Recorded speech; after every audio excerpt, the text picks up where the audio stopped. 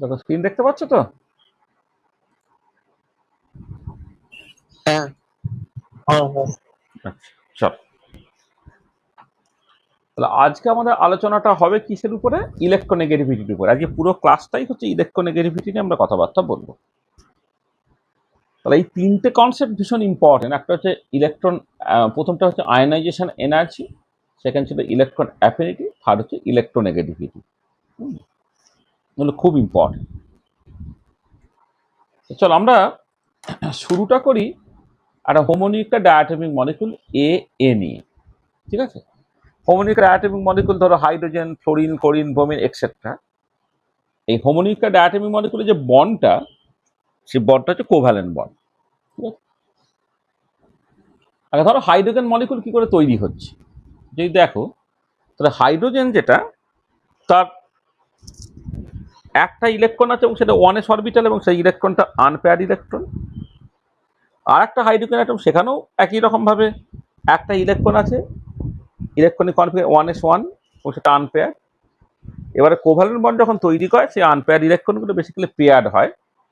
তাহলে কি হচ্ছে, এই হাইড্রোজেন একটা ইলেকট্রন দিলে, এই হাইড্রোজেন একটা ইলেকট্রন দিল, বা দুজনে একটা একটা করে ইলেকট্রন দিচ্ছে এবং ব্যবহার করার সময় কিন্তু দুটো ইলেকট্রনকেই দুজনে ব্যবহার করছে, করে সে নিকটবর্তী নিষ্ক্রিয় গ্যাস এই পার্টিকুলার কেসে হিলিয়ামের ইলেকট্রনিক কনফিগারেশনটা পাচ্ছে। তাহলে এক্ষেত্রে এটা হচ্ছে যে যে তোমার এক্ষেত্রে হচ্ছে যে one atom, sorry,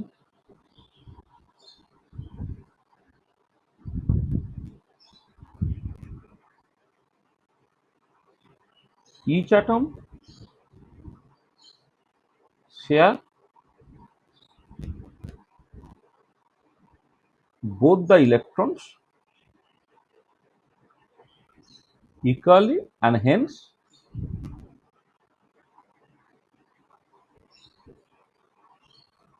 accord the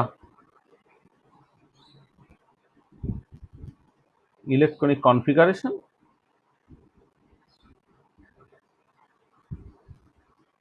of inert gas, a particular ক্ষেত্রে সেটা হচ্ছে হিলিয়াম। আচ্ছা, উল্টো দিকে যখন সোডিয়াম ক্লোরাইড একটা কম্পাউন্ড ধরো তৈরি হচ্ছে, সোডিয়ামের electronic configuration 1s2 2s2 2p6 3s1। এবারে যখন আয়নিক কম্পাউন্ড তৈরি হচ্ছে, সোডিয়াম একটা ইলেকট্রন পুরোপুরি দিয়ে দিল, দিয়ে Na+ তৈরি করলো, যার ইলেকট্রনিক কনফিগারেশন হলো 1s2 2s2 2p6। সেটা হচ্ছে নিয়ন, একটা ইনার্ট গ্যাস, তার ইলেকট্রনিক কনফিগারেশন পেলো। ঠিক একই রকম ভাবে ক্লোরিন, তার 17টা ইলেকট্রন আছে, যার ইলেকট্রনিক কনফিগারেশন হচ্ছে 1s2 2s2 2p6 3s2 3p5। Cl minus একটা ইলেকট্রন এক্সট্রা চলে এলো, যেখানে ইলেকট্রনিক কনফিগারেশনটা হয়ে গেল 1s2 2s2 2p6 3s2 3p6। যে আর্গনের ইলেকট্রনিক কনফিগারেশন পেল, তার মানে যেটা হচ্ছে এখানে যে সোডিয়াম একটা ইলেকট্রন পুরোপুরি ছেড়ে দিয়ে Na+ তৈরি করলো, আর Cl মাইনাস একটা ইলেকট্রন পুরোপুরি নিয়ে Cl মাইনাস তৈরি করলো। Na+ এর নিকটবর্তী নিষ্ক্রিয় গ্যাসের ইলেকট্রনিক কনফিগারেশন অর্থাৎ নিয়নের মতো ইলেকট্রনিক কনফিগারেশন, Cl মাইনাসের নিকটবর্তী নিষ্ক্রিয় গ্যাস আর্গনের মতো ইলেকট্রনিক কনফিগারেশন করে Na+ এবং Cl মাইনাস দেখো একে অপরের কুলম্বিক ফোর্স দিয়ে অ্যাট্রাক্টেড হচ্ছে। তাহলে এক্ষেত্রে কি হচ্ছে, এক্ষেত্রে মানে sodium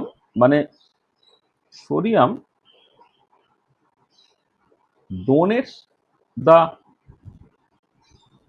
electron to Cl atom completely। এখানে কিন্তু কমপ্লিটলি দেওয়া হচ্ছে, এখানে কমপ্লিটলি দিয়ে দেওয়া হচ্ছে, এটা আয়নিক বন্ড তোমার তৈরি হবে। আচ্ছা, এবারে কথাটা হচ্ছে যে ধরো তুমি যদি এরকম সিচুয়েশনটাকে দেখতে যে হোমোনিউক্লিয়ার, মানে এখানে NaCl এর ক্ষেত্রে দুটো এক্সট্রিম সিচুয়েশন, আর এ এর ক্ষেত্রে মানে H2 বা Cl2 বা Br2 এর ক্ষেত্রে আর একটা এক্সট্রিম সিচুয়েশন। হাইড্রোজেন বা ফ্লোরিন বা ক্লোরিন বা ব্রোমিন হোমোনিউক্লিয়ার ডায়াটমিক মলিকুল, যেখানে পেয়ার ইলেকট্রনটা দুজনে ইকুয়ালি শেয়ার করছে, আর আয়নিক কম্পাউন্ডের ক্ষেত্রে কিন্তু একটা ইলেকট্রন পুরোপুরি অন্যজনকে দিয়ে দিচ্ছে, অর্থাৎ NaCl এর ক্ষেত্রে এর সোডিয়ামের একটা ইলেকট্রন সত্যি সত্যি ঘাটতি, আর পুরো ইলেকট্রনটাই কিন্তু তোমার Cl মাইনাস ব্যবহার করছে এটা। আচ্ছা, এবারে যদি তোমার হেটেরোনিউক্লিয়ার ডায়াটমিক মলিকুল, সরি, যদি এরকম সিচুয়েশন হতো, এখানে লেখা আছে ধরো হেটেরোনিউক্লিয়ার ডায়াটমিক মলিকুল যদি হতো, তাহলে হেটেরোনিউক্লিয়ার ডায়াটমিক মলিকুলের ক্ষেত্রে কি হচ্ছে, যেটা হচ্ছে যে এই যে HCl বন্ডটা যেটা তৈরি হয়েছিল, তাহলে HCl বন্ডে যে বন্ডের ইলেকট্রনটা আছে, মানে সেখানে হাইড্রোজেন একটা দিয়েছে, ক্লোরিন একটা দিয়েছে। এবারে যখন এটা একটা কোভ্যালেন্ট বন্ড, তাহলে এই কোভ্যালেন্ট বন্ডটা যখন তৈরি হয়েছে তখন তারা কিন্তু মোটামুটিভাবে দিব্যি করে দিয়েছিল যে আমি একটা ইলেকট্রন দেবো, তুমি একটা ইলেকট্রন দেবে, ইলেকট্রনটা দুজনে ইকুয়ালি ব্যবহার করবে।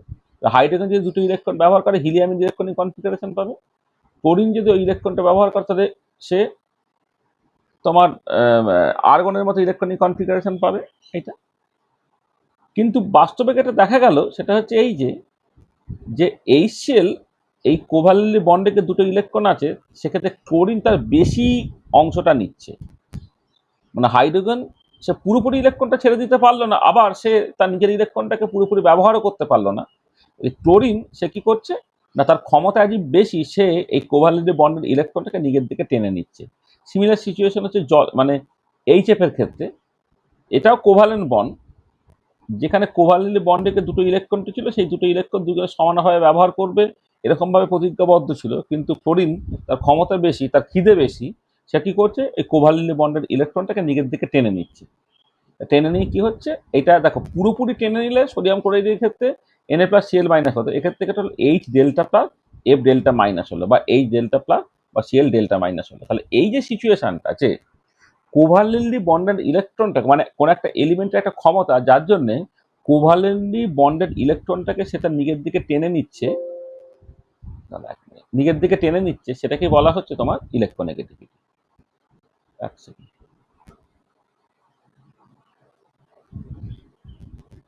এখানে স্লাইডটা তোমার পরে তো পড়বে, এইখানে করবে।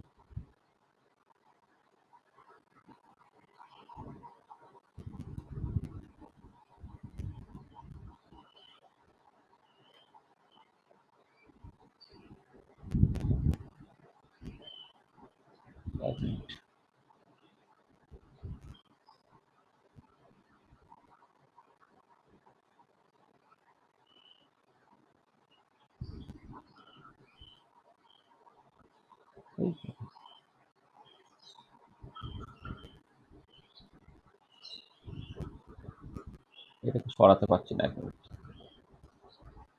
চলে যা।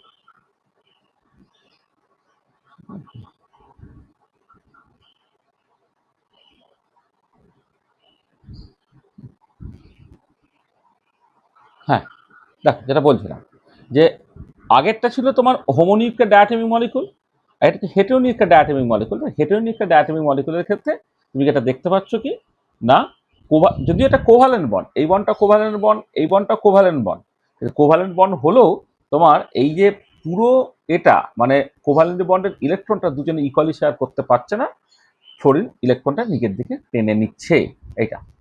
এবং এরকম প্রচুর সিচুয়েশন পাবে, যেমন ধরো ওয়াটার মলিকুল তুমি কনসিডার করছো, এ ধরো একটা ওয়াটার মলিকুল তুমি কনসিডার করছো, এখানে দেখতে পাওয়া যাচ্ছে যে এই HCl এই যে H এবং O এর মধ্যে যে বন্ডটা, এই বন্ডটা তোমার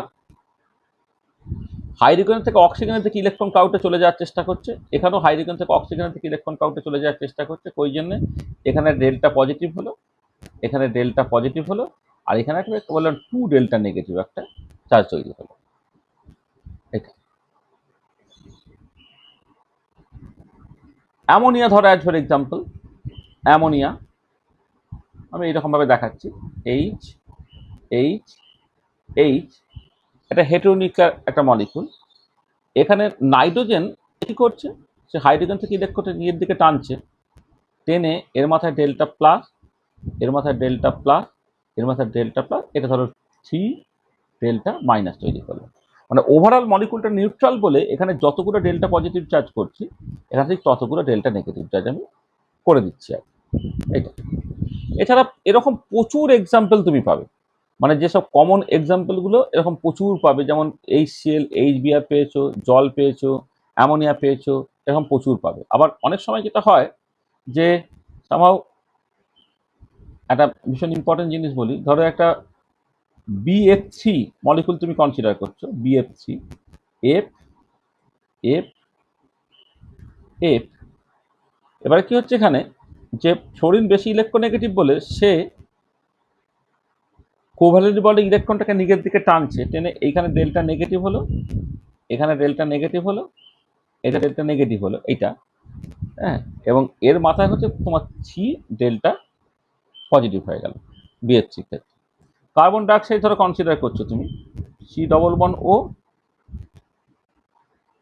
এই ইলেকট্রন কাউন্টের এদিকে সরে গেছে, এই ইলেকট্রন কাউন্টের দিকে সরে যাচ্ছে, এই ইলেকট্রন কাউন্টের দিকে সরে গেছে, এই ইলেকট্রন কাউন্টের দিকে সরে যাচ্ছে, এদিকে যদি ডেল্টা নেগেটিভ, এদিকে যদি ডেল্টা নেগেটিভ হয়, এখানে 2 ডেল্টা পজিটিভ হচ্ছে এটসেট্রা।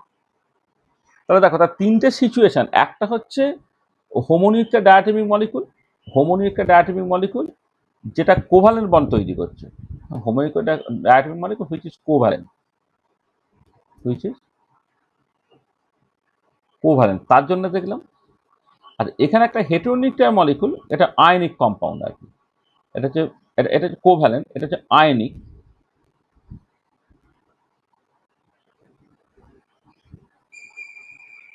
আয়নিক কম্পাউন্ড যখন তুমি কনসিডার করছো সেক্ষেত্রে পুরোপুরি ইলেকট্রন দেওয়া চলছে। এবারে সমস্যাটা যে মাঝামাঝিগুলো, হেটেরোনিউক্লিয়ার ডায়াটমিক মলিকুল বা হেটেরোনিউক্লিয়ার মলিকুল যেগুলো আর কি, এগুলো হেটেরোনিউক্লিয়ার ডায়াটমিক মলিকুল, এগুলো হচ্ছে হেটেরোনিউক্লিয়ার পলিঅ্যাটমিক মলিকুল, হেটেরোনিউক্লিয়ার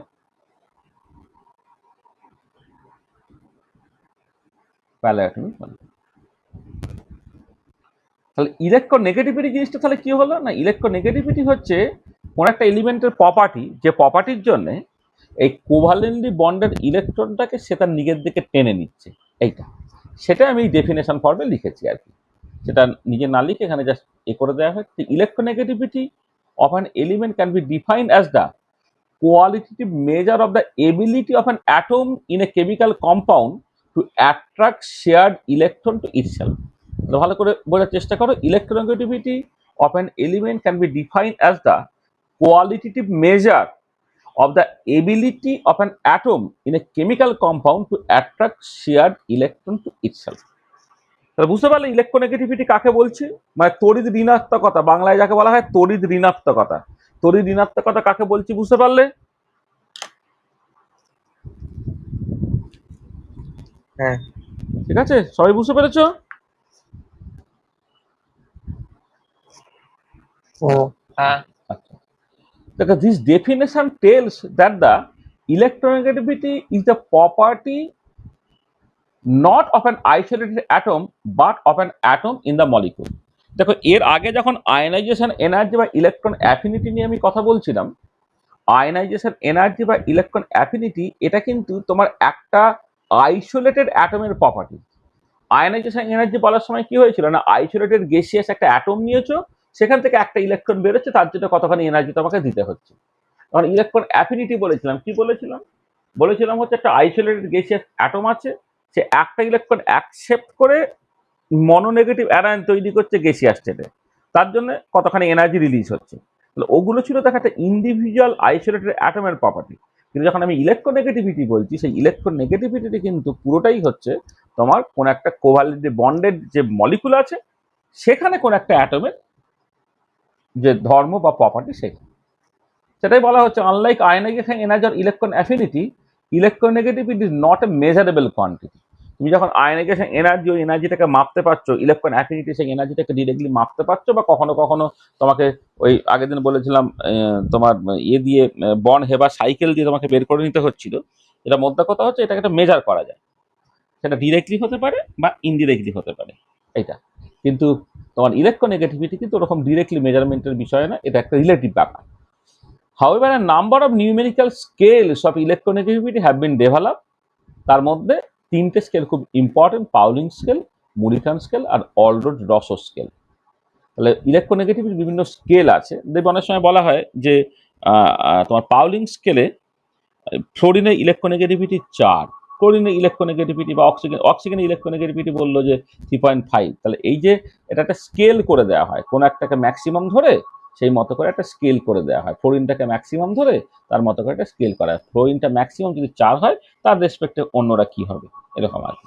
ঠিক আছে, তাহলে এখানে যে কথাগুলো বলা হয়েছে 4টে পয়েন্ট পরিষ্কার, কোনো অসুবিধা আছে?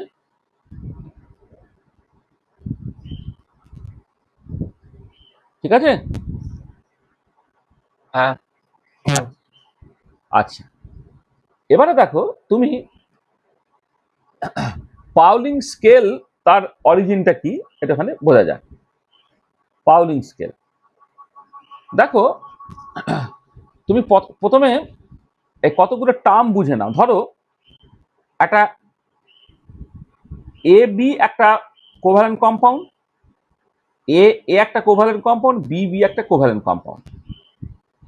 ঠিক আছে, আচ্ছা এবারে আমি তোমার এই যে কোভ্যালেন্ট কম্পাউন্ড যখন এ যদি হয় তার একটা বন্ড এনার্জি আছে, সেটা ধরো ই বিবি হলে তার একটা বন্ড এনার্জি আছে ই বিবি, আর এবি হলে তার আর একটা বন্ড এনার্জি সেটা বলে ই এবি বলছি। তাহলে এবি হলে তার বন্ড এনার্জি ই এবি, এ হলে তার বন্ড এনার্জি ই এ, আর বিবি হলে তার বন্ড এনার্জি ধরো ই বিবি। আচ্ছা এবারে এইখান থেকে আমি একটা আয়নিক রেজোনেন্স এনার্জি ডিফাইন করছি। আয়নিক রেজোনেন্স এনার্জি ডেল্টা, একে বলা হয় এক্সেস বন্ড এনার্জি। সেটা কি? is the difference between the experimental single bond energy of AB and the arithmetic mean of the single bond energies of the homonuclear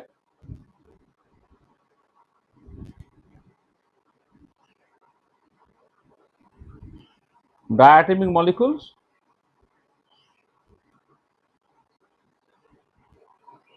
A2 and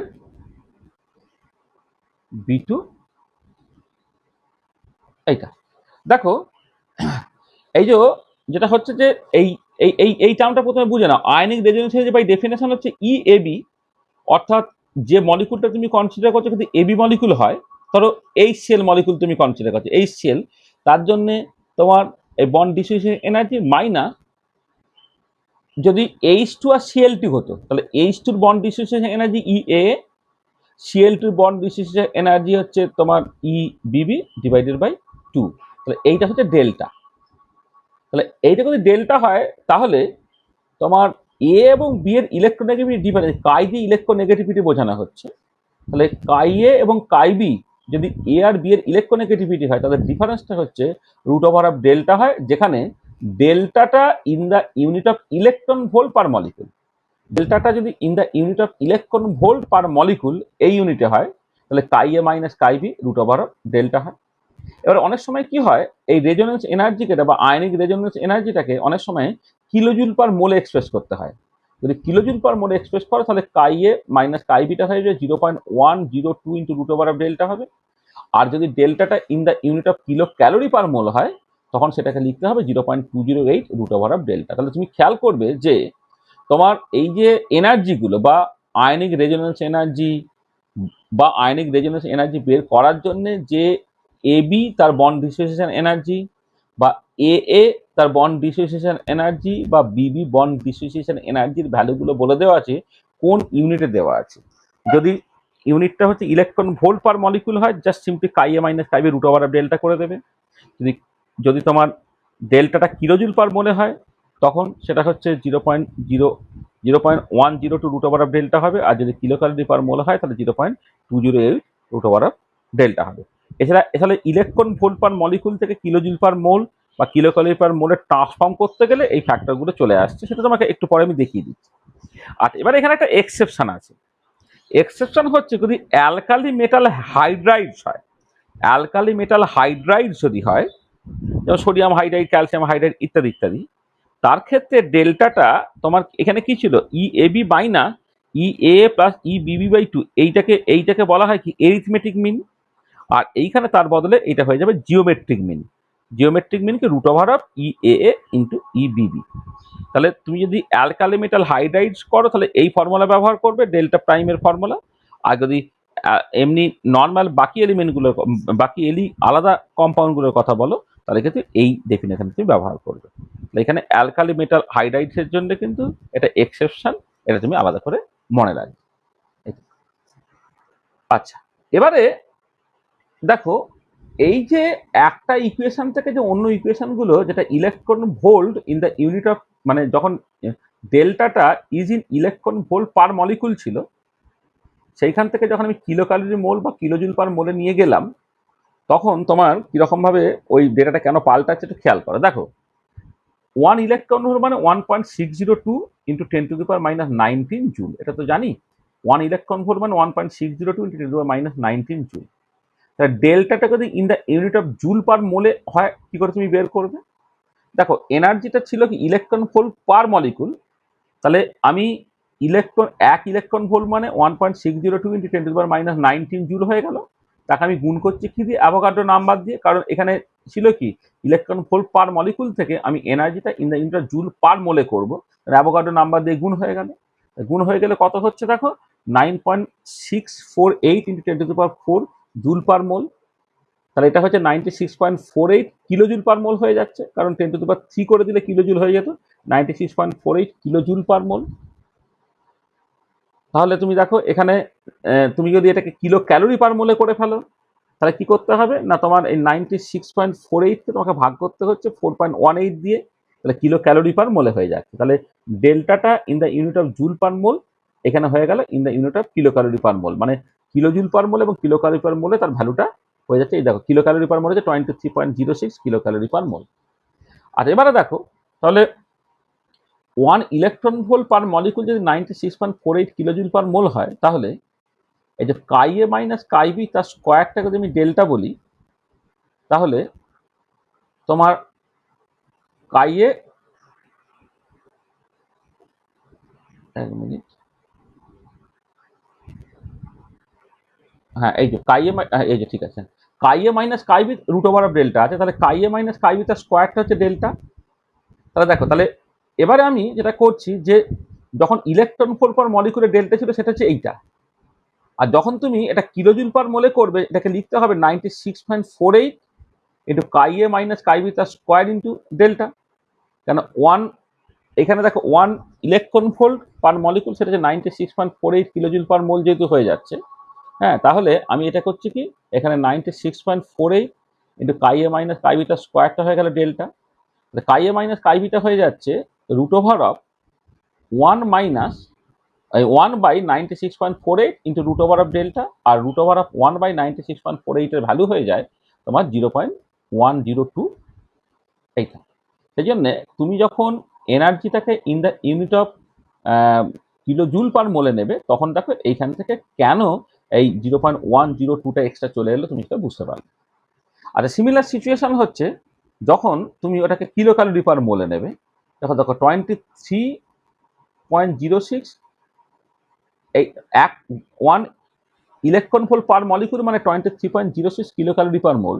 23.06 into chi A minus chi B তার square হচ্ছে delta, হচ্ছে যেখানে ডেল্টাটা কি হচ্ছে না in kilo calorie per মোলে যখন নেব সেইটা, ঠিক আছে। তাহলে এবারে কাই এ মাইনাস কাই বি যখন করছে 1/রুট over of 23.06 into root over of delta, আর 1/রুট ওভার অফ 23.06 এর ভ্যালু হচ্ছে 0.208, মানে chi A minus chi beta তখন হয়ে যাবে তোমার কত 0.208 into root over of delta. দেখো তাহলে এইখান থেকে তোমার মানে এই তিনটে ফর্মুলাই কিন্তু তোমাকে মনে রাখতে হবে। তুমি পরীক্ষার হলে আর ওই রকমভাবে চেঞ্জ করে ডিরাইভ করে তুমি দেখাবে না, তুমি খেয়াল রাখবে যে এই যে তিনটে এক্সপ্রেশন ব্যবহার করেছে, এইখান থেকে খেয়াল করো যে যখন ডেল্টাটা in the unit of electron volt per molecule হবে, তখন chi A minus chi B যা রুট ডেল্টা লিখতে হবে। যেটা কিলো জুল পার মোলে হয় তখন সেটা 0.102 ইন্টু রুট ওভার ডেল্টা হয়ে যাবে, আর যখন কিলো ক্যালোরি পার মোলে হবে তখন এইটা হয়ে যাবে। ঠিক আছে, বোঝা গেল? হয়েছে? ঠিক আছে তো? হ্যাঁ। আচ্ছা, এবারে দেখো এবারে এইখানে তো তুমি ইলেকট্রোনেগেটিভিটি ডিফারেন্সটা পাচ্ছ কাই এ মাইনাস কাই বি। তাহলে এবারে কোনো একজনের ইলেকট্রোনেগেটিভিটি তোমার যদি জানা থাকে অন্যটা বের করে ফেলতে পারবো, মানে chi A and chi B are the electronegative of A and B respectively. যদি কথা হচ্ছে যে if electronegativity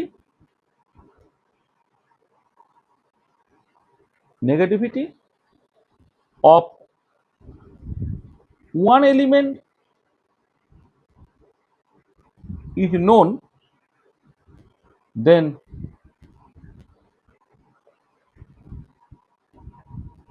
electronegativity of other element can be calculated. তুমি তো এখান থেকে পাচ্ছ ইলেকট্রোনেগেটিভ ডিফারেন্সটা। ডিফারেন্স যদি পাচ্ছ একটাকে জানলে অন্যটা তুমি পেয়ে যাবে। আচ্ছা, এবারে এই যে একটাকে জানলে অন্যটা পেয়ে যাবে, এইখানে যেটা খুব ইম্পর্টেন্ট সেটা হচ্ছে যে in Pauling scale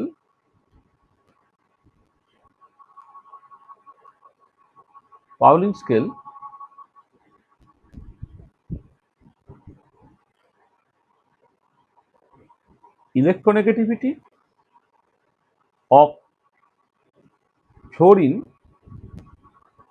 is taken as 4. এটা হচ্ছে স্ট্যান্ডার্ড, যে পাউলিং স্কেলে ফ্লোরিনের ইলেকট্রোনেগেটিভিটি 4টা ধরে নেওয়া হয়। In Pauling scale electronegative fluorine is taken as 4। এইটা তাহলে একটা তুমি জেনে গেলে, একটা যদি জেনে গেলে তার রেসপেক্টে অন্যগুলোকে বের করতে পারবে।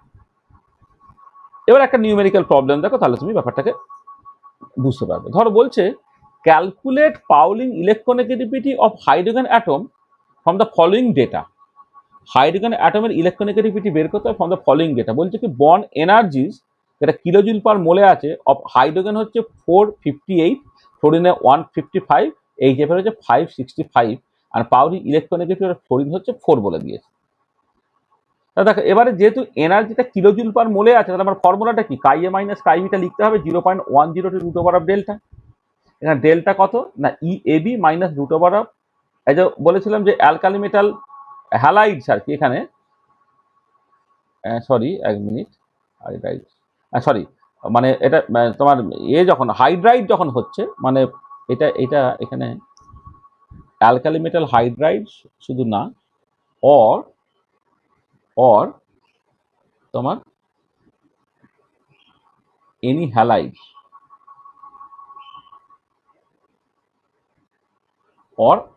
or for any halide।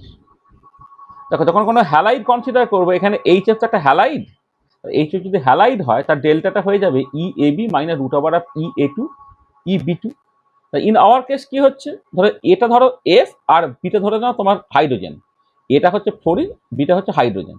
তাহলে ফ্লোরিনের ইলেকট্রোনেগেটিভিটি মাইনাস হাইড্রোজেনের ইলেকট্রোনেগেটিভিটি হবে কত 0.102 into root over of delta. Root over of delta থেকে ভ্যালুটা বসিয়ে দাও, root over of H F minus A B মানে H F minus root over of A two মানে হচ্ছে ধরো ই এইচ টু আর বি টু মানে হচ্ছে ই এফ টু। এইটা তাহলে কত হচ্ছে, তাহলে এইটা হচ্ছে 4 বলে দিকে 4 মাইনাস ইলেকট্রোনেগেটিভিটি অফ হাইড্রোজেন, সেটা হয়ে যাচ্ছে 0.102 root over of 565 minus root over of 458 into 155। এই ডেটাগুলোকে বসিয়ে দিলাম, বসিয়ে দিলে সেখান থেকে কাই এইচটা হয়েছে 4 মাইনাস এটা, 4 মাইনাস এটা হলো 2.23 হচ্ছে অ্যান্সার হয়ে যাচ্ছে। Electronegativity of hydrogen in Pauling scale সেটা হচ্ছে 2.23। হেন্স ইলেকট্রোনেগেটিভ হাইড্রোজেন অ্যাটম এটা হচ্ছে ইন পাউলিং স্কেল।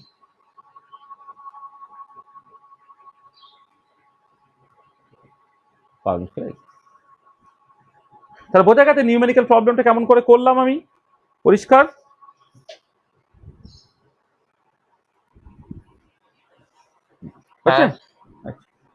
আর একটা দেখো, calculate the electronegativity of F in Pauling scale from the following data. এখন bond dissociation energy of H F F and H F bonds কিসে দেওয়া আছে না কিলো ক্যালোরি পার মোলে দেওয়া আছে, আর ইলেকট্রোনেগেটিভিটি অফ হাইড্রোজেন বলে দিচ্ছে 2.20।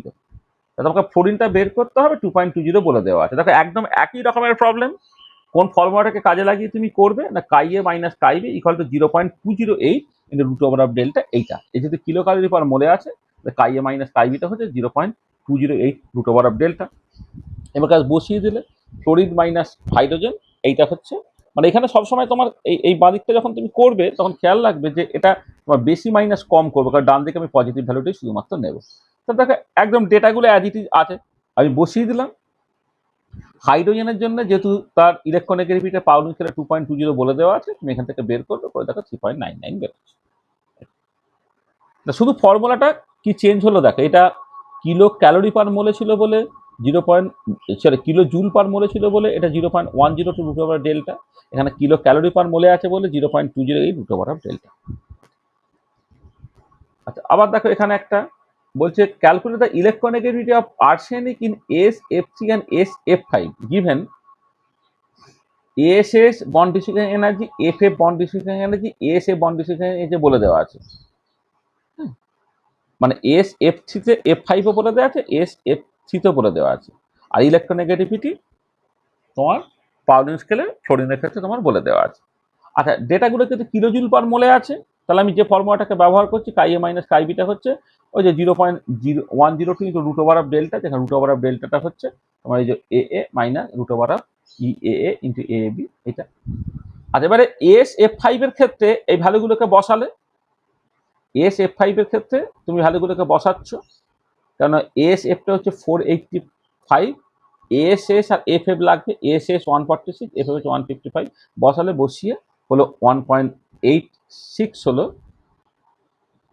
সেইখান থেকে electronegativity of arsenic in SF5 সেটা হয়ে যাবে কত, তাহলে এইটা হয়ে যাচ্ছে এই 4 থেকে 1.86 বাদ চলে গেল, তাহলে 2.14 হয়ে গেল।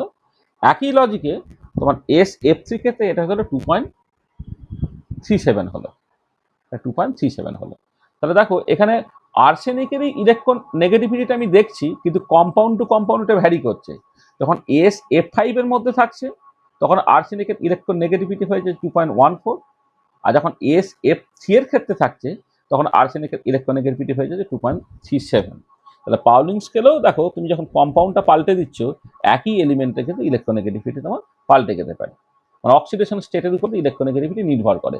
এখানে অক্সিডেশন স্টেটটা হচ্ছে দেখো এখানে +5, এখানে অক্সিডেশন স্টেটটা হচ্ছে +3, তার উপরে কিন্তু ইলেকট্রন নেগেটিভিটি তোমার পাল্টে গেছে, এখানে হচ্ছে 2.14, এখানে হয়ে গেছে তোমার 2.37। আচ্ছা, আবার ওই একই রকমের আর একটা প্রবলেম দিচ্ছি যে তোমার using bond energy data given in kilojoule per mole determine the mode ionic bond in HOCl and suggest the mode of its dissociation in aqueous solution। দেখো এইখানে যেটা হচ্ছে যে HOCl সে কেমন করে ভাঙে, H প্লাস OCl মাইনাস নাকি তোমার Cl প্লাস OH মাইনাস, মানে OH বন্ডটা ভাঙবে নাকি OCl বন্ডটা ভাঙবে। দেখো এর লজিকটা কি না, যদি OH বন্ডটা ভাঙে অর্থাৎ H এবং O এর মধ্যে ইলেকট্রোনেগেটিভিটি ডিফারেন্স যত বেশি হবে তত এই বন্ডটা ভাঙবে, আর OCl এর মধ্যে ইলেকট্রোনেগেটিভিটি ডিফারেন্সটা যত বেশি হবে তত এই বন্ডটা ভাঙবে। তার যে ডেটাগুলো দেওয়া আছে তাতে তুমি জাস্ট যেটা করবে OH বন্ডের জন্য ইলেকট্রোনেগেটিভিটি ডিফারেন্স ক্যালকুলেট করো, আর OCl বন্ডের জন্য ইলেকট্রোনেগেটিভিটি ডিফারেন্স ক্যালকুলেট করো। তাহলে তুমি যখন করছো দেখো এই যে ফর OH বন্ড তোমার রেজোনেন্স এনার্জিটা তুমি ক্যালকুলেট করে নিচ্ছ, আর রেজোনেন্স এনার্জিটা শুধু ক্যালকুলেট করে নেওয়া হয়েছে, আর যদি OCl বন্ড হয় তার রেজোনেন্স এনার্জিটাকে ক্যালকুলেট করা হচ্ছে। এবারে resonance energy of OH bond is greater than OCl bond, আর রেজোনেন্স এনার্জি যত বেশি হবে তোমার এটা তত বেশি হবে, ইলেকট্রোনেগেটিভিটি ডিফারেন্সটা তত বেশি হবে, কারণ ইলেকট্রোনেগেটিভিটি ডিফারেন্সটা তো রেজোনেন্স এনার্জি স্কোয়ার রুটের সঙ্গে প্রপোর্শনাল। তাহলে আমি জাস্ট শুধু রেজোনেন্স এনার্জিটাকে ক্যালকুলেট করেছি OH বন্ডের জন্য, আর রেজোনেন্স এনার্জি ক্যালকুলেট করছি OCl বন্ডের জন্য।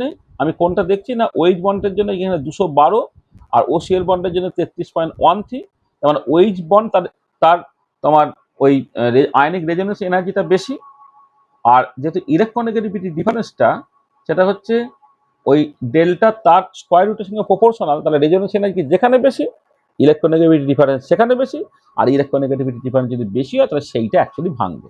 তাহলে দেখো এই যে তুমি এই যা ডেটা বলে দেওয়া আছে এখানে ইলেকট্রোনেগেটিভিটি অফ অক্সিজেন আর ইলেকট্রোনেগেটিভিটি অফ হাইড্রোজেন এই ডিফারেন্সটাকে ক্যালকুলেট করলে, এখানে electronegativity of oxygen electronegativity of chlorine এই ডিফারেন্সটা তুমি ক্যালকুলেট করলে কোনটা বেশি তুমি দেখবে যে এইটা হচ্ছে বেশি হচ্ছে। হ্যাঁ, মানে যেটা হবে এটা ক্যালকুলেট করার পরে যেটা দেখতে পাবে electronegativity of oxygen minus electronegativity of hydrogen এই ডিফারেন্সটা electronegativity of oxygen minus electronegativity of C L এর ডিফারেন্সের থেকে বেশি হচ্ছে। সেখানে এই বন্ডটা বেশি আয়নিক, সেখানে এটা এইচ প্লাস ওসিএল মাইনাস ফর্মে ভাঙবে।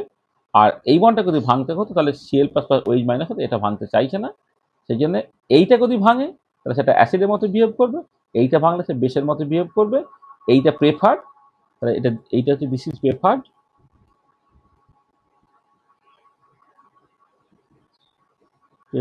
and hence H2Cl behaves as an acid. এটা আর এইটা হচ্ছে this is not favored, this is not preferred, and hence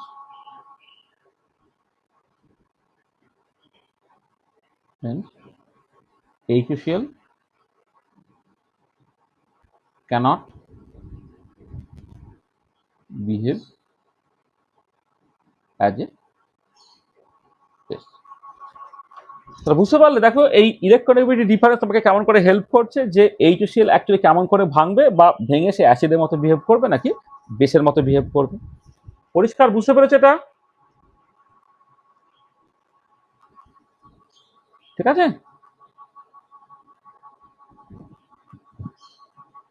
কি বুঝতে পেরেছো?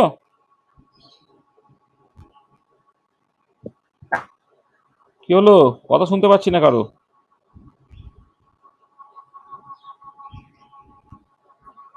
কি বুঝতে পেরেছো না পারোনি? তাহলে শোনা যাচ্ছে আমার কথা?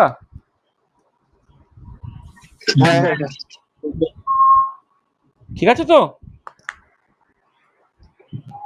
হ্যাঁ হ্যাঁ হ্যাঁ। আচ্ছা, বলো, কথাবার্তা বলছো না কেন? সব কি মানে হঠাৎ করে ঘুমিয়ে টুমিয়ে যাও নাকি? আচ্ছা চলো, দেখো এবার যেটা হচ্ছে যে আমরা আরেকটা স্কেল ডিফাইন করছি যাকে বলে মুলিকান স্কেল। তিনটে স্কেল খুব ইম্পর্টেন্ট মুলিকান স্কেল। মানে this suggest that the absolute electronic, দেখো আগের যেটা হলো, আগেরটা কিন্তু যেটা বেরোলো সেটা হচ্ছে রিলেটিভ ইলেকট্রোনেগেটিভিটি। মানে আগে আমি যেটা পাউলিং স্কেলে যেটা বের করেছি সেটা কি হচ্ছে, হাইড্রোজেনটাকে রেফারেন্স ধরে নিয়ে, এই যে হাইড্রোজেনকে তুমি রেফারেন্স ধরে নিচ্ছ, ধরে নিয়ে তার রেসপেক্টে তুমি ইলেকট্রোনেগেটিভিটিটাকে লিখছো। তাহলে যেটা দাঁড়াচ্ছে যে ইন পাউলিং স্কেলে ইলেকট্রোনেগেটিভিটিটা বেসিক্যালি কিন্তু তোমার রিলেটিভ ইলেকট্রোনেগেটিভিটি। তাহলে ইন পাউলিং স্কেল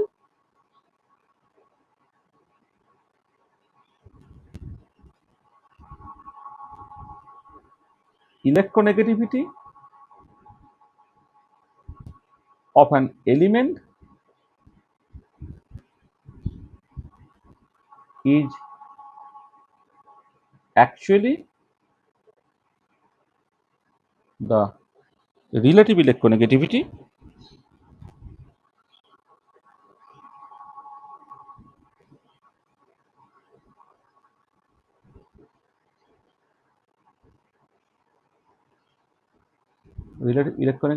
কার রেসপেক্টে, উইথ রেসপেক্ট টু ফ্লোরিন। আচ্ছা, এবারে মুলিকান যেটা বললেন যে আমি রিলেটিভ ইলেকট্রোনেগেটিভিটি বের না করে আমি অ্যাবসলিউট ইলেকট্রোনেগেটিভিটি বের করব। তিনি কি স্কেলের কথা বললেন না, মুলিকান স্কেলটা হচ্ছে এরকম যে this suggest that the absolute electronegativity of an atom A can be approximately defined as, দেখো ionization energy of A plus electron affinity of A by 2। এখানে E A and I E both help to increase electronegativity of atom in AB. The electronegativity of A is given as, দেখো এখানে A এর electronegativity হয়ে যাচ্ছে এইটা। দেখো এইখানে তোমাকে যেটা করতে হবে যে IE এবং EA এদের দুজনকে হচ্ছে ইলেকট্রন ভোল্ট পার অ্যাটম এই ইউনিটে বসাতে হবে। মানে এইটা যখন তুমি লিখবে সেখানে আয়নাইজেশন এনার্জি এবং ইলেকট্রন অ্যাফিনিটি দুটোই হতে হবে ইলেকট্রন ভোল্ট পার অ্যাটমে। যেটা বেসিক্যালি কত হয় না, ইলেকট্রন ভোল্ট পার অ্যাটম মানে যে তোমার 23.06 কিলো ক্যালোরি পার মোল হয়। যদি কিলো ক্যালোরি পার মোলে করো তাহলে দেখো মুলিকান স্কেলে এটা হয়ে যাবে, এখানে তোমার ভাগ করে দিতে হবে 23.06 করে। আর যদি তুমি কিলোজুল পার মোলে করো সেটাকে করতে হবে কত, 96.48 করে। তা দেখো তাহলে তুমি জাস্ট আয়নাইজেশন এনার্জি এবং ইলেকট্রন অ্যাফিনিটি এই ডেটাগুলো যদি জানো তাহলে তুমি সেইখান থেকে অ্যাবসলিউট ইলেকট্রোনেগেটিভিটিটাকে বের করে ফেলতে পারছো। হ্যাঁ, ব্র্যাকেটে এ। তাহলে দেখো তোমাকে দেখতে হবে যেটা, সেটা হচ্ছে যে এনার্জিটা কোন ইউনিটে আছে, ইলেকট্রন ভোল্ট পার অ্যাটমে নাকি কিলো ক্যালোরি পার মোলে নাকি কিলো জুল পার মোলে, তার মতো করে হচ্ছে তোমার এই এক্সপ্রেশনগুলো হয়ে যাবে। আচ্ছা, এবার একটা ইম্পর্টেন্ট যে মুলিকান স্কেল এবং পাউলিন স্কেল, তোমাকে তো দেখবে যেটা হয় যে সবাই মোটামুটি হয় মুলিকান স্কেলটাই বেশি, সরি সবাই মোটামুটি পাউলিন স্কেলটাই বেশি পছন্দ করে। পাউলিন স্কেলে ইলেকট্রোনেগেটিভিটি ভ্যালুগুলো বেশ সুন্দর একটা নাম্বার হয়, লোকের মনে রাখতে সুবিধা হয়, যেটা আমি বললাম ফ্লোরিনের ক্ষেত্রে আজিব যেন 4, হ্যাঁ তোমার এর ক্ষেত্রে কক্সিগেনের ক্ষেত্রে 3.5, হ্যাঁ ক্লোরিনের ক্ষেত্রে হচ্ছে 3, হ্যাঁ হাইড্রোজেনের ক্ষেত্রে হচ্ছে 2.2 ইত্যাদি ইত্যাদি। তো এগুলো সব পাউলিন স্কেল, এগুলো মনে রাখতে সুবিধা। তাহলে মুলিকান স্কেলে ইলেকট্রোনেগেটিভিটি বের করার পরে ওই পাউলিন স্কেলে সেটা কনভার্ট করে, সেটা হচ্ছে এই যে পাউলিন স্কেলে ইলেকট্রোনেগেটিভিটি হচ্ছে মুলিকান স্কেলে ইলেকট্রোনেগেটিভিটি ডিভাইডেড বাই 2.8।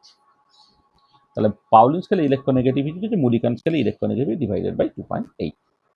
তার উপরে বেস করে দেখো, আচ্ছা এখানে দেখো কতগুলো কথা বলছে যে Mulliken scale electronegativity is more rational than the other scale common. কারণটা হচ্ছে মুলিকান স্কেলে তুমি অ্যাবসলিউট ইলেকট্রোনেগেটিভিটিটা বের করছো, তাহলে Mulliken scale of electronegativity is much more rational because it is based on properties of individual atoms not on the atoms in a molecule. দেখো তোমার এই যে একটা ইলেকট্রোনেগেটিভিটি তোমার ওই যেটা একটা মলিকুলে কোভালেন্ট বন্ডে ইলেকট্রনটাকে নিজের দিকে টানছে সেই রেসপেক্টে, সেখানে কোন মলিকুলে অ্যাটমটা আছে তার উপরে ইলেকট্রোনেগেটিভিটি তোমার আলাদা, মানে ডিপেন্ড করছে। কিন্তু আমার ইলেকট্রোনেগেটিভিটি তো কোন একটা অ্যাটমের জন্য যখন আমি বা কোন একটা এলিমেন্টের জন্য আমি লিখছি যখন, তখন সেটা অ্যাবসলিউট হওয়া কথা। সেখানে আমি যখন আয়নাইজেশন এনার্জি বা ইলেকট্রন অ্যাফিনিটির টার্মসে ইলেকট্রোনেগেটিভিটিটাকে বললাম, সেটা কিন্তু একটা অ্যাবসলিউট ভ্যালু দিচ্ছে। ইট is based on properties of individual atoms not on the atoms in a molecule. As this definition of electronegativity does not depend on the arbitrary relative scale, and hence it is often called the absolute electronegativity. মুলিকান স্কেলে electronegativity কিন্তু absolute electronegativity, পাউলিন স্কেলে সেটা কিন্তু relative electronegativity. আচ্ছা চলো আমি তোমার একটা নিউমেরিক্যাল প্রবলেম করি। বলে ইলেকট্রন অ্যাফিনিটি অফ ক্লোরিন, সেটা বলে যে 4.0 ইলেকট্রন ভোল্ট পার অ্যাটম, আর আয়নাইজেশন এনার্জি অফ ক্লোরিন বলে দেখে 13.0 electron volt per atom. Calculate the electronegativity of chlorine in the Mulliken scale and hence find the value of electronegativity of chlorine in Pauling scale. দেখো এখানে কি হবে, এখানে ডেটাগুলো কিন্তু electron volt পার অ্যাটমে বলে দিয়েছে, তাহলে ইলেকট্রোনেগেটিভিটি কাছে electron affinity plus ionization energy divided by 2 plus 4 plus 13/2। এক মিনিট, এইটা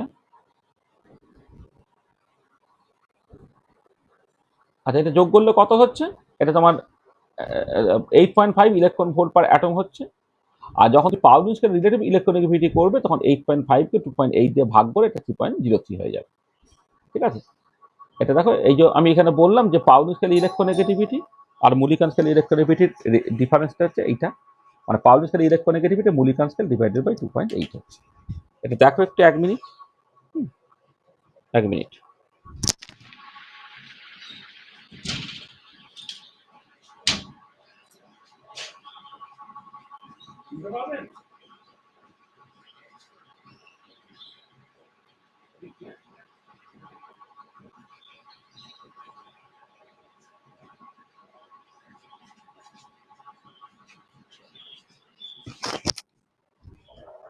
বুঝতে পারলো তো এটা?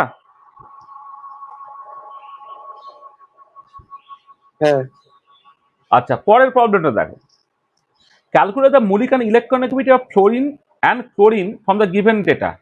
আয়নাইজেশন এনার্জিটা ফ্লোরিন এবং ক্লোরিনের ক্ষেত্রে বলে দেওয়া আছে, ইলেকট্রন অ্যাফিনিটি ফ্লোরিন এবং ক্লোরিনের ক্ষেত্রে বলে দেওয়া আছে। Convert the value of those of Pauling values using suitable factor. তো দেখো তো ক্লোরিনের ক্ষেত্রে ওই যেহেতু এনার্জিগুলো এখন কিলো ক্যালোরি পার মোলে আছে, সেটা 23.06 দিয়ে ভাগ হয়ে যাচ্ছে, তাহলে এইটা হয়ে যাচ্ছে। আচ্ছা এইখানে যেটা ব্যাপার, এইখানে না তোমার ইউনিটটা রাখা যাবে না, এখানে ইলেকট্রোনেগেটিভিটির কোনো ইউনিট হয় না, এখানে ইউনিটটা হয়ে গেছে। Electronegativity unitless quantity.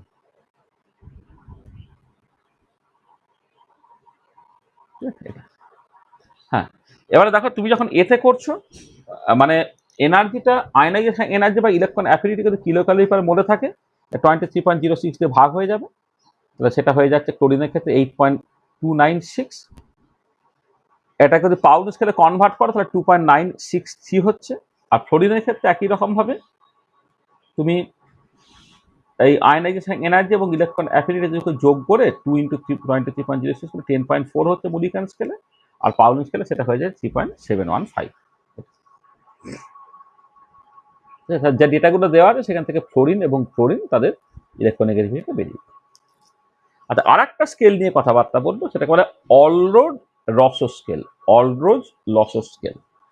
দেখো, অলরোজ রসো স্কেল কি বলছে না, অলরোজ রসো স্কেলে ইলেকট্রোনেগেটিভিটিটা হচ্ছে এই ফর্মুলাটা মনে রাখবে, 0.359 is Z effective by R কোভ্যালেন্টটা স্কোয়ার প্লাস 0.744। আর কোভ্যালেন্টটা হচ্ছে ইন অ্যাংস্ট্রম ইউনিট হবে। এখানে জেড স্টার হচ্ছে এফেক্টিভ নিউক্লিয়ার চার্জ, যেটা হচ্ছে তোমার জেড মাইনাস সিগমার সঙ্গে সমান, আর কোভ্যালেন্ট হচ্ছে কোভ্যালেন্ট রেডিয়াই। কোভ্যালেন্ট রেডিয়াই মানে যে কম্পাউন্ডটা তুমি কনসিডার করছো সেটা কিন্তু কোভ্যালেন্ট কম্পাউন্ড হয়, তাহলে কোভ্যালেন্ট রেডিয়াস। আমি কোভ্যালেন্ট রেডিয়াস পরে ভালো করে ডিফাইন করবো। বেসিক্যালি দুটো সেন্টারের মধ্যে যে ডিস্টেন্স সেটাই কোভ্যালেন্ট রেডিয়াস হয়। হ্যাঁ, কোভ্যালেন্ট রেডিয়াস যদি জানি চারিটা, তাহলে দেখো, তাহলে এই হচ্ছে ফর্মুলাটা। তোমাকে কোভ্যালেন্ট রেডিয়াসটা যদি বলে দেয় তাহলে তুমি ইলেকট্রোনেগেটিভিটি পেয়ে যাচ্ছ, যেখানে কোভ্যালেন্ট রেডিয়াসটা অ্যাংস্ট্রম ইউনিটে, আর কোভ্যালেন্ট রেডিয়াসটা যদি পিকোমিটারে হয়ে যেত তাহলে সেটা এখানে 0.359 এর বদলে এখানে ফ্যাক্টরটা হচ্ছে 3590 Z effective by R covalent square plus 0.744। এই ফর্মুলাটা তুমি মনে রাখবে, যে অ্যাংস্ট্রমে হলে এইটা আর পিকোমিটারে হলে পরে।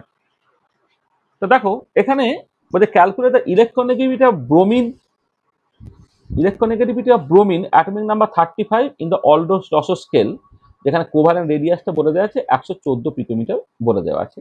114 পিকোমিটার মানে 1.14 অ্যাংস্ট্রম এটা। তাহলে এবারে দেখো এইখানে তোমার আমার জেড এফেক্টিভটাকে বের করতে হবে, কারণ এখানে তুমি পিকোমিটারই দেওয়া থাকুক বা অ্যাংস্ট্রমই দেওয়া থাকুক, ব্যবহার করতে গেলে তোমার যেটা করতে হবে যে জেড এফেক্টিভটাকে ক্যালকুলেট করবে। জেড এফেক্টিভটা ক্যালকুলেট করবে কি করে?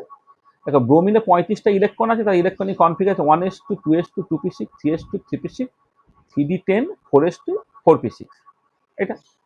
তাহলে এবারে তুমি এটাকে ওই যেভাবে বের করে স্ক্রিনিং কনস্ট্যান্টটাকে বের করে, তুমি কি করবে না, দেখো স্ক্রিনিং কনস্ট্যান্টটা তোমার তো এই 4p বাইরে ইলেকট্রনটা তুমি কনসিডার করছো। আচ্ছা, এইখানে দেখো, এইখানে যখন তুমি করছো স্ক্রিনিং কনস্ট্যান্টটাকে বের করছো, তখন এই বাইরে ইলেকট্রন আছে কতগুলো? 4 দুগুণে 8টা। 8টা হলে 8 × 0.37। এটা এন এর জন্য, n-1 এ কতগুলো আছে? 2টো, 6টা, 8টা, 10টা, 18টা। 18 × 0.85, তার আগের গুলো আছে তোমার n = 1 এর জন্য, n-2 এর জন্য। এটা n, এটা n-1, এটা n-2। এখানে আছে 10টা, 10টা হয়ে গেল 28.1 হয়ে গেল। তাহলে স্ল্যাটার রুল ব্যবহার করে, স্ল্যাটার রুল আমি শিখিয়েছিলাম, স্ল্যাটার রুল ব্যবহার করে তুমি যদি করো তাহলে তুমি দেখতে পাচ্ছ যে স্ক্রিনিং, এখানে সবাই স্ক্রিন করছে। এখানে তো আর আমি বাইরের ইলেকট্রনের প্রতি কতটা স্ক্রিন হচ্ছে, ওভারঅল স্ক্রিনিং যদি তুমি কনসিডার করো তাহলে হচ্ছে 8 × 0. এটা দেখো, এটা অনেক বইয়ে এইটা হচ্ছে তোমার এই 8টা না করে 7টা ধরেও ক্যালকুলেশন করা আছে। হ্যাঁ, 7টা ধরে ক্যালকুলেশন করলে একটু জাস্ট ভ্যালুটা পাল্টাবে। মানে আমরা যখন ইলেকট্রোনেগেটিভিটি ক্যালকুলেট করি, ধরো যখন আমার আয়নাইজেশন এনার্জি, তারপরে ইলেকট্রন অ্যাফিনিটি এসবের গল্প চলে, তখন হচ্ছে এটা ইম্পর্টেন্ট। মানে আয়নাইজেশন এনার্জিকে যদি গল্প বলি, বাইরে একটা ইলেকট্রনকে তোমার বের করতে হবে। বাইরে যখন একটা ইলেকট্রনকে বের করতে হবে, যে ইলেকট্রনটাকে বের করবে সেইটাকে বাদ দিয়ে বাকি ইলেকট্রনের জন্য স্ক্রিনিংটাকে দেখতে হয়। কিন্তু এই পার্টিকুলার ক্ষেত্রে এরকম কিছু করছি না। তো এখানে তোমার অ্যাকচুয়ালি কম্পাউন্ড ফর্মে আছে, সেইখানে এক্ষেত্রে ওই বাইরের ইলেকট্রনটাকে বাদ না দিয়ে 8টা ইলেকট্রন, সেটা nth অরবিটা আছে বলে এটা 0.35 করে কন্ট্রিবিউশন। n-1 এ 18টা ইলেকট্রন আছে, যাদের কন্ট্রিবিউশন 0.85, আর তার আগে যে 10টা ইলেকট্রন আছে প্রত্যেকের কন্ট্রিবিউশন হচ্ছে 1 করে। তাহলে কত হলো? 28.1 হলো। তো এফেক্টিভ নিউক্লিয়ার চার্জ কত হবে? 35 থেকে 28.1 বাদ দিলে 6.9 হচ্ছে। এবারে অলডোজ রসো স্কেলে যদি ইলেকট্রোনেগেটিভিটি ক্যালকুলেট করো, তাহলে দেখো এই যে ফর্মুলা তুমি ব্যবহার করতে চাও, হ্যাঁ, তোমার এখানে যেহেতু অ্যাংস্ট্রমে যদি ভ্যালুটা দিয়ে দেওয়া থাকে 1.14 অ্যাংস্ট্রম দিয়ে দেওয়া থাকে, তাহলে এই ফর্মুলা তুমি বসাবে। আর যদি পিকোমিটারে থাকে পরের ফর্মুলাটা বসাবে, একই ব্যাপার, রেজাল্ট একই বেরোবে। তাহলে 0.359 Z effective by R covalent square plus 0.744। আমি এই ফর্মুলা লিখেছি, মানে কোভ্যালেন্ট রেডিয়াসটা তুমি অ্যাংস্ট্রমে লিখবে 1.14 স্কোয়ার, এইটা করে 2.65 বেরোবে। বোঝা গেল কেমন করে হচ্ছে? বুঝছে?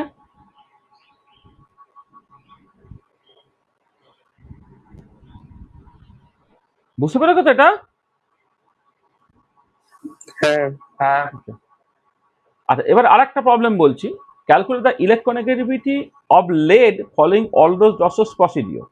কোভ্যালেন্ট রেডিয়াই সব লেড বলেছে 1.5 junction, atomic number of lead হচ্ছে 82। এই লেডের ইলেকট্রনিক কনফিগারেশন তুমি লিখলে, লিখে সেখান থেকে স্যাটার টুল ব্যবহার করে তুমি জাস্ট স্ক্রিনিং কনস্ট্যান্টটাকে বের করে নিচ্ছ। হ্যাঁ, এখানে তোমার দেখো, এখানে তোমার এন মানে এন এর যেটা অরবিট আর কি, সেখানে তোমার 4টে ইলেকট্রন আছে, তাদের কন্ট্রিবিউশন 3.75 করে। তার আগে যারা আছে আর কি তোমার এখানে 5s2 5p2 5d10 আছে, 18টা ইলেকট্রন আছে যারা কন্ট্রিবিউশন 0.85 করে। আর তারপরে n-2 অনওয়ার্ডস সেটা হচ্ছে 60টা ইলেকট্রন পরে থাকছে, 60 ইন্টু 1, তাহলে তোমার সংখ্যাটা পেয়ে যাবে। সেখানে 82 থেকে এটা বাদ দিলে 5.3 হয়ে যাচ্ছে। এবার এই ফর্মুলা তুমি বসিয়ে দিলে, আর কোভ্যালেন্ট তুমি বসিয়ে দিলে তো 1.55 অ্যান্সার। ঠিক আছে, বুঝতে পারলে? তার 3টে যে স্কেলের কথা বললাম, এইটা তোমার দরকার নেই।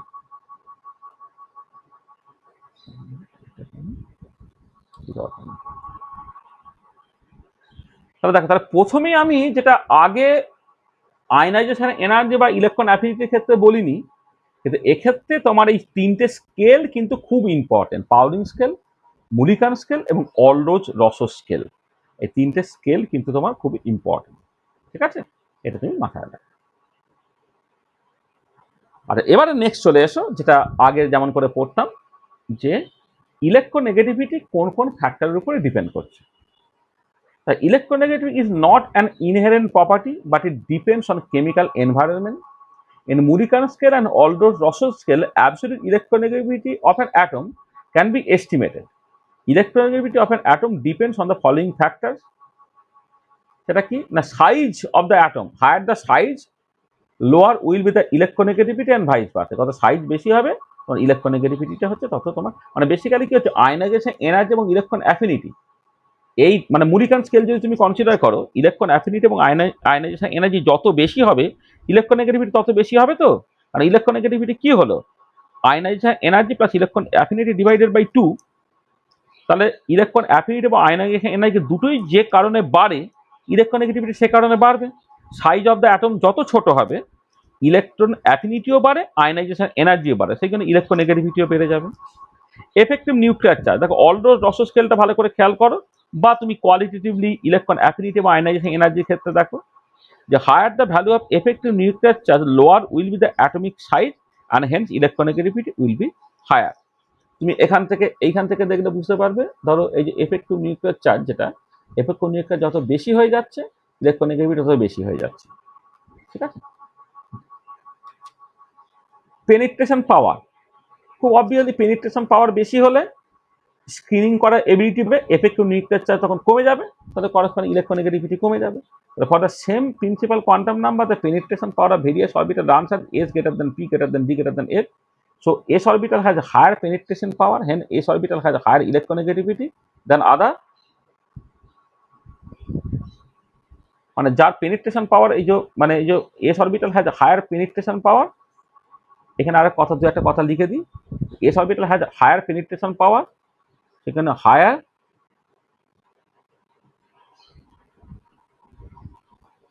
ক্লিনিং কনস্ট্যান্ট হচ্ছে, হায়ার ক্লিনিং কনস্ট্যান্ট হলে লোয়ার এফেক্টিভ নিউক্লিয়ার চার্জ হবে, লোয়ার এফেক্টিভ নিউক্লিয়ার চার্জ। আর এতে তোমার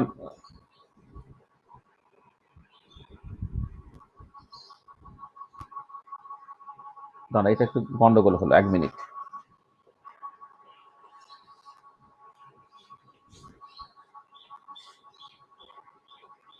এইটা অন্যভাবে হচ্ছে,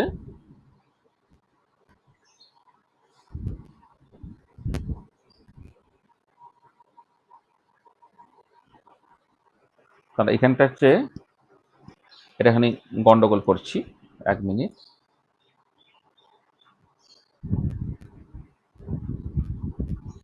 না, এটা এইরকম ভাবে বললে হবে না, 1 সেকেন্ড, এটা এদিক থেকে নয়।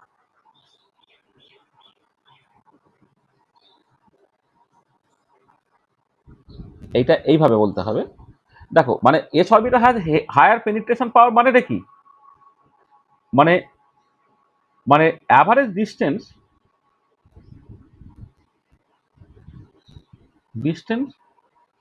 of the electron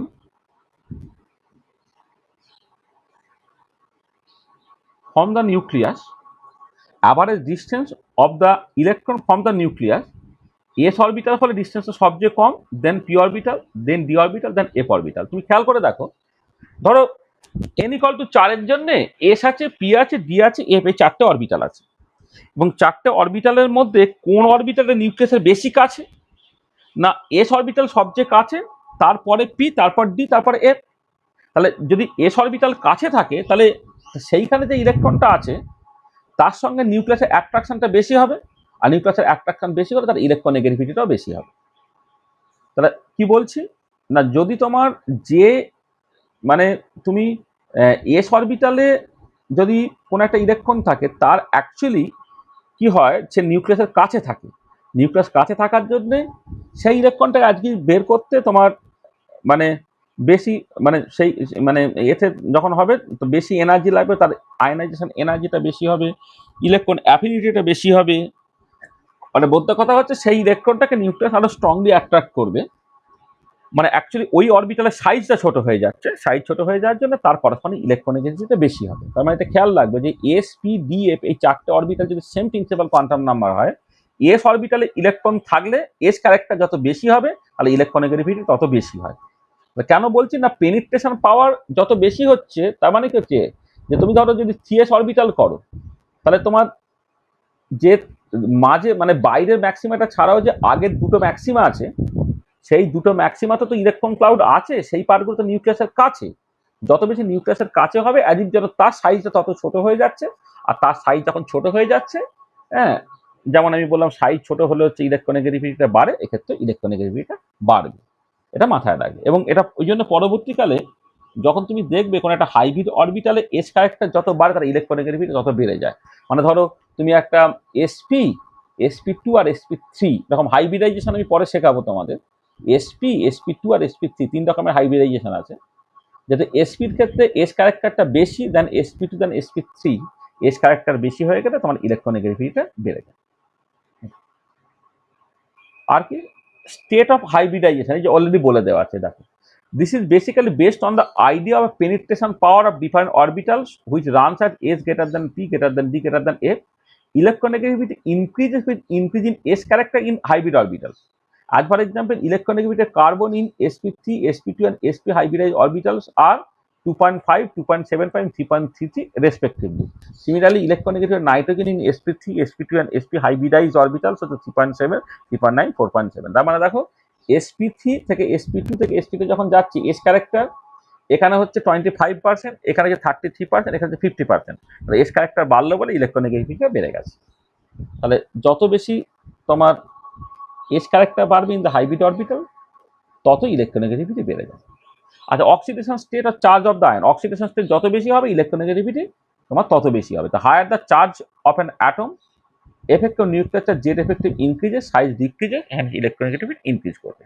তাহলে অক্সিডেশন স্টেট বা চার্জ অফ আয়ন যত বেশি হবে ইলেকট্রোনেগেটিভিটি তত ইনক্রিজ করবে। আর partial charge, higher the partial charge higher will be the electronegativity.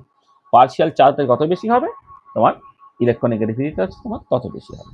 তাহলে এইগুলো হচ্ছে ফ্যাক্টর যার উপরে ইলেকট্রোনেগেটিভিটিটা নির্ভর করে।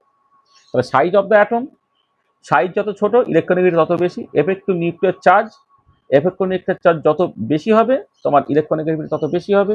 পেনিট্রেশন পাওয়ার যত বেশি হচ্ছে তত তোমার এ বেশি হচ্ছে, মানে সেই অরবিটাল ইলেকট্রন থাকলে ইলেকট্রোনেগেটিভিটি তত বেশি হচ্ছে। এস ক্যারেক্টার বাড়লে হাইব্রিড অরবিটালে ইলেকট্রোনেগেটিভিটি বাড়বে, অক্সিডেশন স্টেট বা চার্জ অন অ্যাটম বাড়লে ইলেকট্রোনেগেটিভিটি বাড়বে, আর ফর্মাল চার্জ বা পার্শিয়াল চার্জ যেটাকে বলা হয় আর কি লোকাল চার্জ সেটা কত বাড়বে ইলেকট্রোনেগেটিভিটি তত বাড়বে। তাহলে এই 6টা ফ্যাক্টরের উপরে ইলেকট্রোনেগেটিভিটিটা নির্ভর করছে।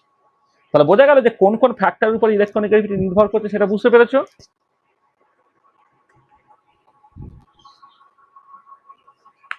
ঠিক আছে তো? আচ্ছা, দেখো আমি এখানে তোমার পাউলিং স্কেল, মুলিকান স্কেল এবং অল্ডোর রসো স্কেলে কতগুলো টিপিক্যাল এলিমেন্টের ক্ষেত্রে ইলেকট্রোনেগেটিভিটি জাস্ট বলছি, তুমি যে কোনো একটা মনে রাখো, পাউলিং স্কেলটা মনে রাখো। দেখো হাইড্রোজেনের 2.20, হ্যাঁ, হিলিয়াম যদি কম্পাউন্ড তৈরি করে না তার ইলেকট্রোনেগেটিভিটি কিছু বলা হচ্ছে না। এবারে গ্রুপ তোমার এটা গ্রুপ 1, এবারে গ্রুপ 2টা খেয়াল করো। Lithium, beryllium, boron, carbon, nitrogen, oxygen, fluorine, neon electronegativity দেখো 0.98, 1.57, 2.20, 2.55, 3.04, 3.44, 3.9। তার মানে কি বাঁ দিক থেকে ডান দিকে গেলে ইলেকট্রোনেগেটিভিটিটা বাড়ছে। সিমিলারলি দেখো পরেরটা যেটা আছে গ্রুপ 3 যখন তুমি কনসিডার করছো, দেখো sodium, magnesium, aluminium, silicon, phosphorus, sulphur, chlorine তোমার 0.93, 1.31, 1.61, 1.90, 2.19, 3.58, 3.16। তার মানে কোন একটা পার্টিকুলার পিরিয়ড বরাবর বাঁদিক থেকে ডান দিকে যখন যাচ্ছ, এই যে বাঁদিক থেকে ডান দিকে যখন যাচ্ছ পরিষ্কার দেখতে পাচ্ছ ইলেকট্রোনেগেটিভিটি ইনক্রিজ করছে। আর উপর থেকে নিচে গেলে কি হবে, দেখো লিথিয়ামের হচ্ছে 0.98, লিথিয়ামের দেখো 0.98, সোডিয়ামের 0.93, পটাশিয়ামের 0.82, রুবিডিয়ামের দেখো 0.82, সিজিএমের দেখো 0.79। তার মানে ট্রেনটা কি দেখতে পাচ্ছ, উপর থেকে নিচের দিকে যখন যাচ্ছ তুমি তখন দেখো ইলেকট্রোনেগেটিভিটি ডিক্রিজ করছে। সিমিলার সিচুয়েশন দেখো বেরিলিয়ামের 1.57, ম্যাগনেসিয়ামের 1.31, ক্যালসিয়ামের 1.0, স্ট্রনসিয়ামের 0.95, বেরিয়ামের হচ্ছে 0.89। দেখো কমছে। সে মানে একটা পিরিয়ডিক টেবিলে যদি উপর থেকে নিচের দিকে নামো কোনো একটা গ্রুপ হয় তাহলে ইলেকট্রোনেগেটিভিটি ডিক্রিজ করছে, আর বাঁ দিক থেকে ডান দিকে গেলে ইলেকট্রোনেগেটিভিটি ইনক্রিজ করছে। তোমার এটা দাঁড়াচ্ছে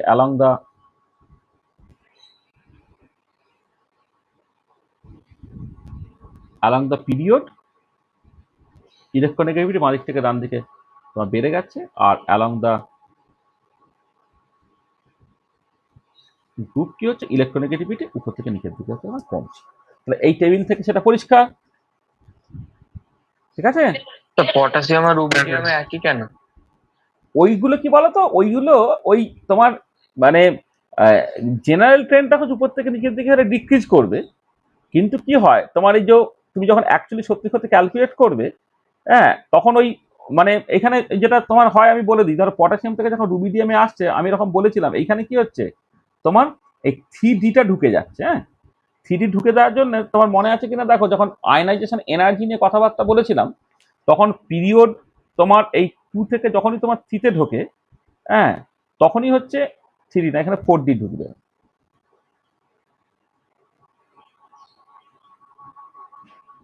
এখানে তোমার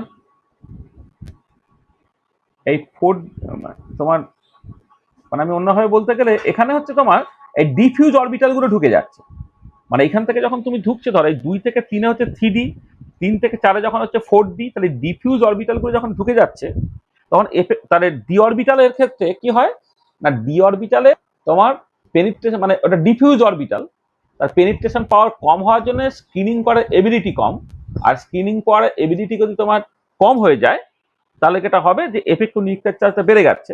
এফেক্টিভ নিউক্লিয়ার চার্জ দেখো উপর থেকে নিচের দিকে যখন যাচ্ছ কেন ইউজুয়ালি কম ছিল, কারণ উপর থেকে নিচে গেলে সাইজ থেকে যদি বেড়ে যাচ্ছে একটা করে প্রিন্সিপাল কোয়ান্টাম নাম্বার বেড়ে যাচ্ছে বলে তোমার আয়নাইজেশন এনার্জি এবং ইলেকট্রন অ্যাফিনিটি দুটোই কমে যাচ্ছিল, সেই জন্য আয়নাইজেশন এনার্জি, সেই জন্য ইলেকট্রোনেগেটিভিটিটা কমে যাচ্ছিল। কিন্তু যখন তোমার এই 3 থেকে 4-এ যাচ্ছে ডিফিউজ অরবিটাল যখন ঢুকে যাচ্ছে, ডিফিউজ অরবিটাল ঢুকে যাওয়ার জন্য তুমি দেখতে পাচ্ছ যে ইলেকট্রন অ্যাফিনিটি বা ইলেকট্রন অ্যাফিনিটি বা আয়নাইজেশন এনার্জিটা যতখানি কমার কথা ছিল ততটা কমছে না বলে করসপন্ডিং ইলেকট্রোনেগেটিভিটিটা মোরাললেস একই থাকছে।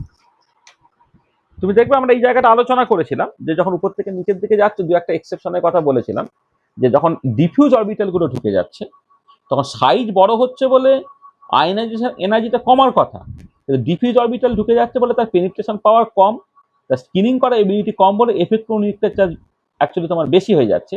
এফেক্টিভ নিউক্লিয়ার চার্জ বেশি হয়ে যাচ্ছে, তার জন্য আবার আয়নাইজেশন এনার্জিটা বাড়তে চাইছে। তাহলে দুটো জিনিস, সাইজ বড় হচ্ছে বলে আয়নাইজেশন এনার্জি কমতে চায়, আবার এফেক্টিভ নিউক্লিয়ার চার্জ বাড়ছে বলে আয়নাইজেশন এনার্জিটা তোমার বাড়তে চায়, করে মোরাললেস আয়নাইজেশন এনার্জিও মোরাললেস কনস্ট্যান্ট থেকে যায়, ইলেকট্রন অ্যাফিনিটিও মোরাললেস কনস্ট্যান্ট থেকে যায়, সেই জন্য তোমার ইলেকট্রোনেগেটিভিটিও মোরাললেস কনস্ট্যান্ট থেকে যাচ্ছে। ঠিক আছে।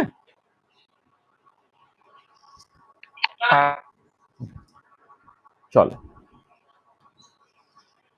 আচ্ছা, কিছু ডি এবং এ ব্লক এলিমেন্টসের ক্ষেত্রে ইলেকট্রোনেগেটিভিটি অর্ডার এখানে বলে দেওয়া হয়েছে।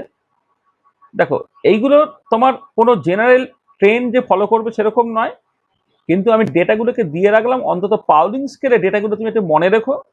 হ্যাঁ, কারণটা কি যে যেটা ইম্পর্টেন্ট, যে এই এক্সেপশনগুলো অ্যাকচুয়ালি খুব ইম্পর্টেন্ট। দেখো, স্ক্যান্ডিয়াম, টাইটেনিয়াম, ভ্যানাডিয়াম, ক্রোমিয়াম পরপর করে বাড়লো, ম্যাঙ্গানিজে গিয়ে কিন্তু হঠাৎ করে কমে গেছে। তারপর আবার আয়রন, কোবাল্ট, নিকেল, কপার এদের ক্ষেত্রে মোটামুটি বেড়েছে, আবার জিঙ্কের ক্ষেত্রে দেখো কমে গেছে। কারণটা হচ্ছে যে এটা হাফ ফিল্ড, এইটা হচ্ছে তোমার হাফ ফিল্ড,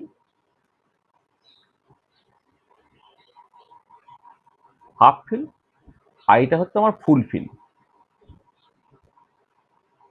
এই হাফ ফিল এবং ফুল ফিল ইলেকট্রনিক কনফিগারেশন থেকে যাওয়ার জন্য ক্রোমিয়াম থেকে ইউজুয়ালি যেটা বাড়ার কথা সেটা কমে গেছে, বা এখানে জিঙ্কের ক্ষেত্রেও দেখো যেটা তোমার যতটা বাড়ার কথা সেটা কমে গেছে।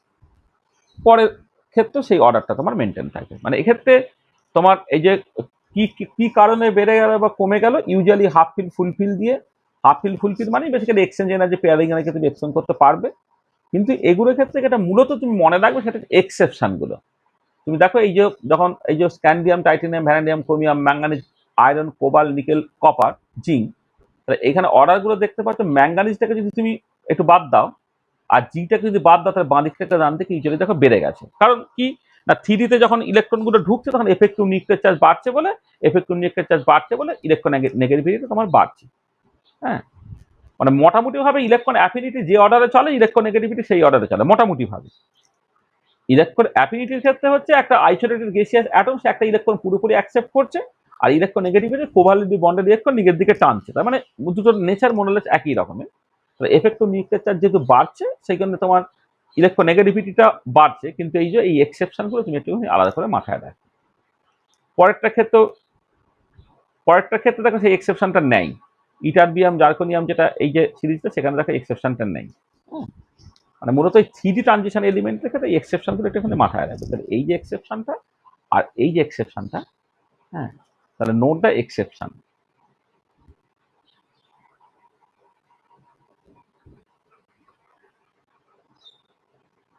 এক্স্যাক্টলি কোথায় এক্সেপশনটা হবে আর কোথায় হবে না, এগুলো বলছে না, মনে রাখা খুব ডিফিকাল্ট। এটা মনে রাখা ডিফিকাল্ট। এখানে দেখো পরেরটা ক্ষেত্রে 1.2, 1.4, 1.6, 1.8, 1.9, 2.2, 2.9 এই পর্যন্ত হলো। এইখান থেকে দেখো প্যালাডিয়াম, সিলভার আর ক্যাডমিয়ামের ক্ষেত্রে কমে গেল 2.2, 1.9, 1.7। ওরা কার ক্ষেত্রে কখন এক্সেপশন হবে বোঝা খুব ডিফিকাল্ট।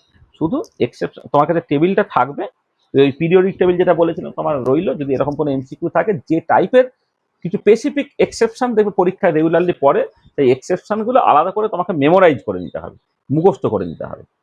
আমরা এখন বললে তোমার মনে থাকবে না, যখন এমসিকিউ করবে তখন এক্সেপশনগুলো তোমার গুগল থেকে ডেটা বের করে বা কোনো একটা স্ট্যান্ডার্ড বই থেকে ডেটা দেখে তুমি সেটাকে লিখে নিতে পারো। ঠিক আছে, আবার ডেটাগুলো খুব অথেন্টিক ডেটা হতে হবে। তুমি দেখবে যেমন ধরো এনসিআরটির বইয়ে ডেটাগুলো আদিকালের পুরনো সব ডেটা, সেই ডেটাগুলোর সাথে এখন যদি তুমি ইন্টারনেট সার্চ করো, যে ডেটা দেবে সেই ডেটা তোমার মিলবে না। মানে এনসিআরটির বইয়ে কিন্তু ডেটাগুলো সব মানে একদমই গন্ডগোল, অনেক পুরনো ডেটা, সেই ডেটাগুলো কিন্তু তোমার ঠিকঠাক করে মেলে না। এটা হয় দেখে নিতে হবে। আচ্ছা, এবার ইলেকট্রোনেগেটিভিটি দু একটা প্রবলেম বলি। দেখো বলছে explain why the electronegativity of gallium is higher than aluminium. Gallium is higher than aluminium. দেখো, both aluminium and gallium are same group element. In going to a group, the effective nuclear charge and size of element both increases, but here jet effective is playing predominant role over the size factor. মানে তুমি aluminium থেকে যখন পরে গ্যালিয়ামে গেলে, size থেকে তো বড় হয়ে গেছে, ইলেকট্রোনেগেটিভিটিটা তোমার অ্যাকচুয়ালি কমে যাওয়ার কথা, কিন্তু উল্টোটা হচ্ছে। তার কারণটা কি? দেখো, এইখানে হলো কি, একটা ডি অরবিটাল ঢুকে যাচ্ছে। তাহলে গ্যালিয়ামে প্রথম ডি অরবিটাল ঢুকে যাচ্ছে, ডি অরবিটাল ঢুকে যায়, তাহলে ডি অরবিটাল ডিফিউজ অরবিটাল হয়ে যাওয়ার জন্য তার এফেক্টিভ মানে তার স্ক্রিনিং করার এবিলিটি কম, সেখানে এফেক্টিভ নিউক্লিয়ার চার্জটা গ্যালিয়ামের বেড়ে গেল। তাহলে গ্যালিয়ামের কিন্তু এফেক্টিভ নিউক্লিয়ার চার্জ বেড়ে গেছে, সেখানে কি হচ্ছে, বাইরে ইলেকট্রনকে সে তত বেশি অ্যাট্রাক্ট করতে পারছে, বেশি অ্যাট্রাক্ট করে electron affinity as well as ইলেকট্রন নেগেটিভিটিটা কিন্তু তোমার বেড়ে যাবে। তাহলে বোঝা গেল গ্যালিয়াম আর অ্যালুমিনিয়ামে কোনো ডি অরবিটাল নেই, গ্যালিয়ামের ক্ষেত্রে তোমার 3D অরবিটালটা আছে। ডি অরবিটাল বা এফ অরবিটাল যদি ঢুকে যায়, তার স্ক্রিনিং করার এবিলিটি খুব কম বলে এফেক্টিভ নিউক্লিয়ার চার্জ বেড়ে যায়, আর এফেক্টিভ নিউক্লিয়ার চার্জ বেড়ে গেলে হচ্ছে ইলেকট্রোনেগেটিভিটিটা বেড়ে যায়। ঠিক আছে, বোঝা গেল?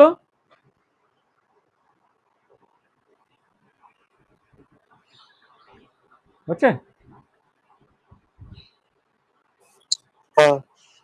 দেখো এখানে খেয়াল করে দেখো, এই যে অ্যালুমিনিয়াম উপর থেকে নিচের দিকে তো ইউজুয়ালি কি বলা হচ্ছে ডিক্রিজ করে, তো অ্যালুমিনিয়ামে হচ্ছে 1.61 আর গ্যালিয়ামের কত দেখছো 1.81। হ্যাঁ, যেটা ইউজুয়ালি কমার কথা দেখো এখানে তোমার বেড়ে গেছে। আচ্ছা, হলো? আচ্ছা, নেক্সট একটা problem, in the Pauling scale electronegativity of hydrogen এবং ক্লোরিন আর 2.20 and 3.16 respectively, what is the fraction of ionic character of HCl? দেখো এই যে ফ্র্যাকশন অফ আয়নিক ক্যারেক্টারের ফর্মুলাটা খেয়াল রাখো, যে 0.16 কাই A minus chi B modulus plus 0.035 chi A minus chi B তার স্কোয়ার। মানে basically chi A minus chi B, যেহেতু কাই এ মাইনাস কাই বি এটা তোমার ডেল্টা, সেই জন্য তোমার এই ফ্র্যাকশন অফ আয়নিক ক্যারেক্টার,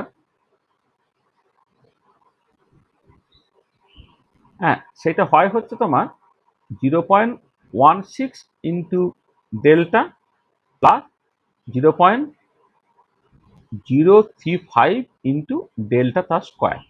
তাহলে এবারে করবে কি করে তুমি? তো দেখো এক্ষেত্রে ইলেকট্রোনেগেটিভিটি, ও সরি আমি ভুল করলাম, সরি ডেল্টা কেন হবে, আমি ভুল করছি, সরি এটার সাথে না, এটা ইলেকট্রোনেগেটিভিটি ডিফারেন্সটা আর রেজোনেন্স এনার্জি ডেল্টা গুলিয়ে যেতে পারে। দেখো ইলেকট্রোনেগেটিভিটি ডিফারেন্স হচ্ছে ডেল্টা কাই, যদি তুমি বলো এটা কাই এ মাইনাস কাই বি লিখছি, তা যদি হয় তাহলে এইটা মনে রাখবে যে ইফ এই ফর্মুলাটা মনে রাখবে, এটা খুব important. If chi A and chi B be the electronegativity of A and B in the Pauling scale, the fraction of ionic character is 0.16 into chi A minus chi B plus 0.035 into chi A minus chi B তার square. তাহলে এই সেলের ক্ষেত্রে তখন electronegativity of chlorine বলে, hydrogen বলে যে 2.20 আর ক্লোরিনের ক্ষেত্রে 3.16, তাহলে হবে কত 0.16 into 3.16 minus 2.20 plus 0.035 into 3.16 মানে 2.20 তার স্কোয়ার করে 0.186 হলো, পার্সেন্টেজে ক্যালকুলেট করলে 18.6% হয়ে যাচ্ছে। ঠিক আছে,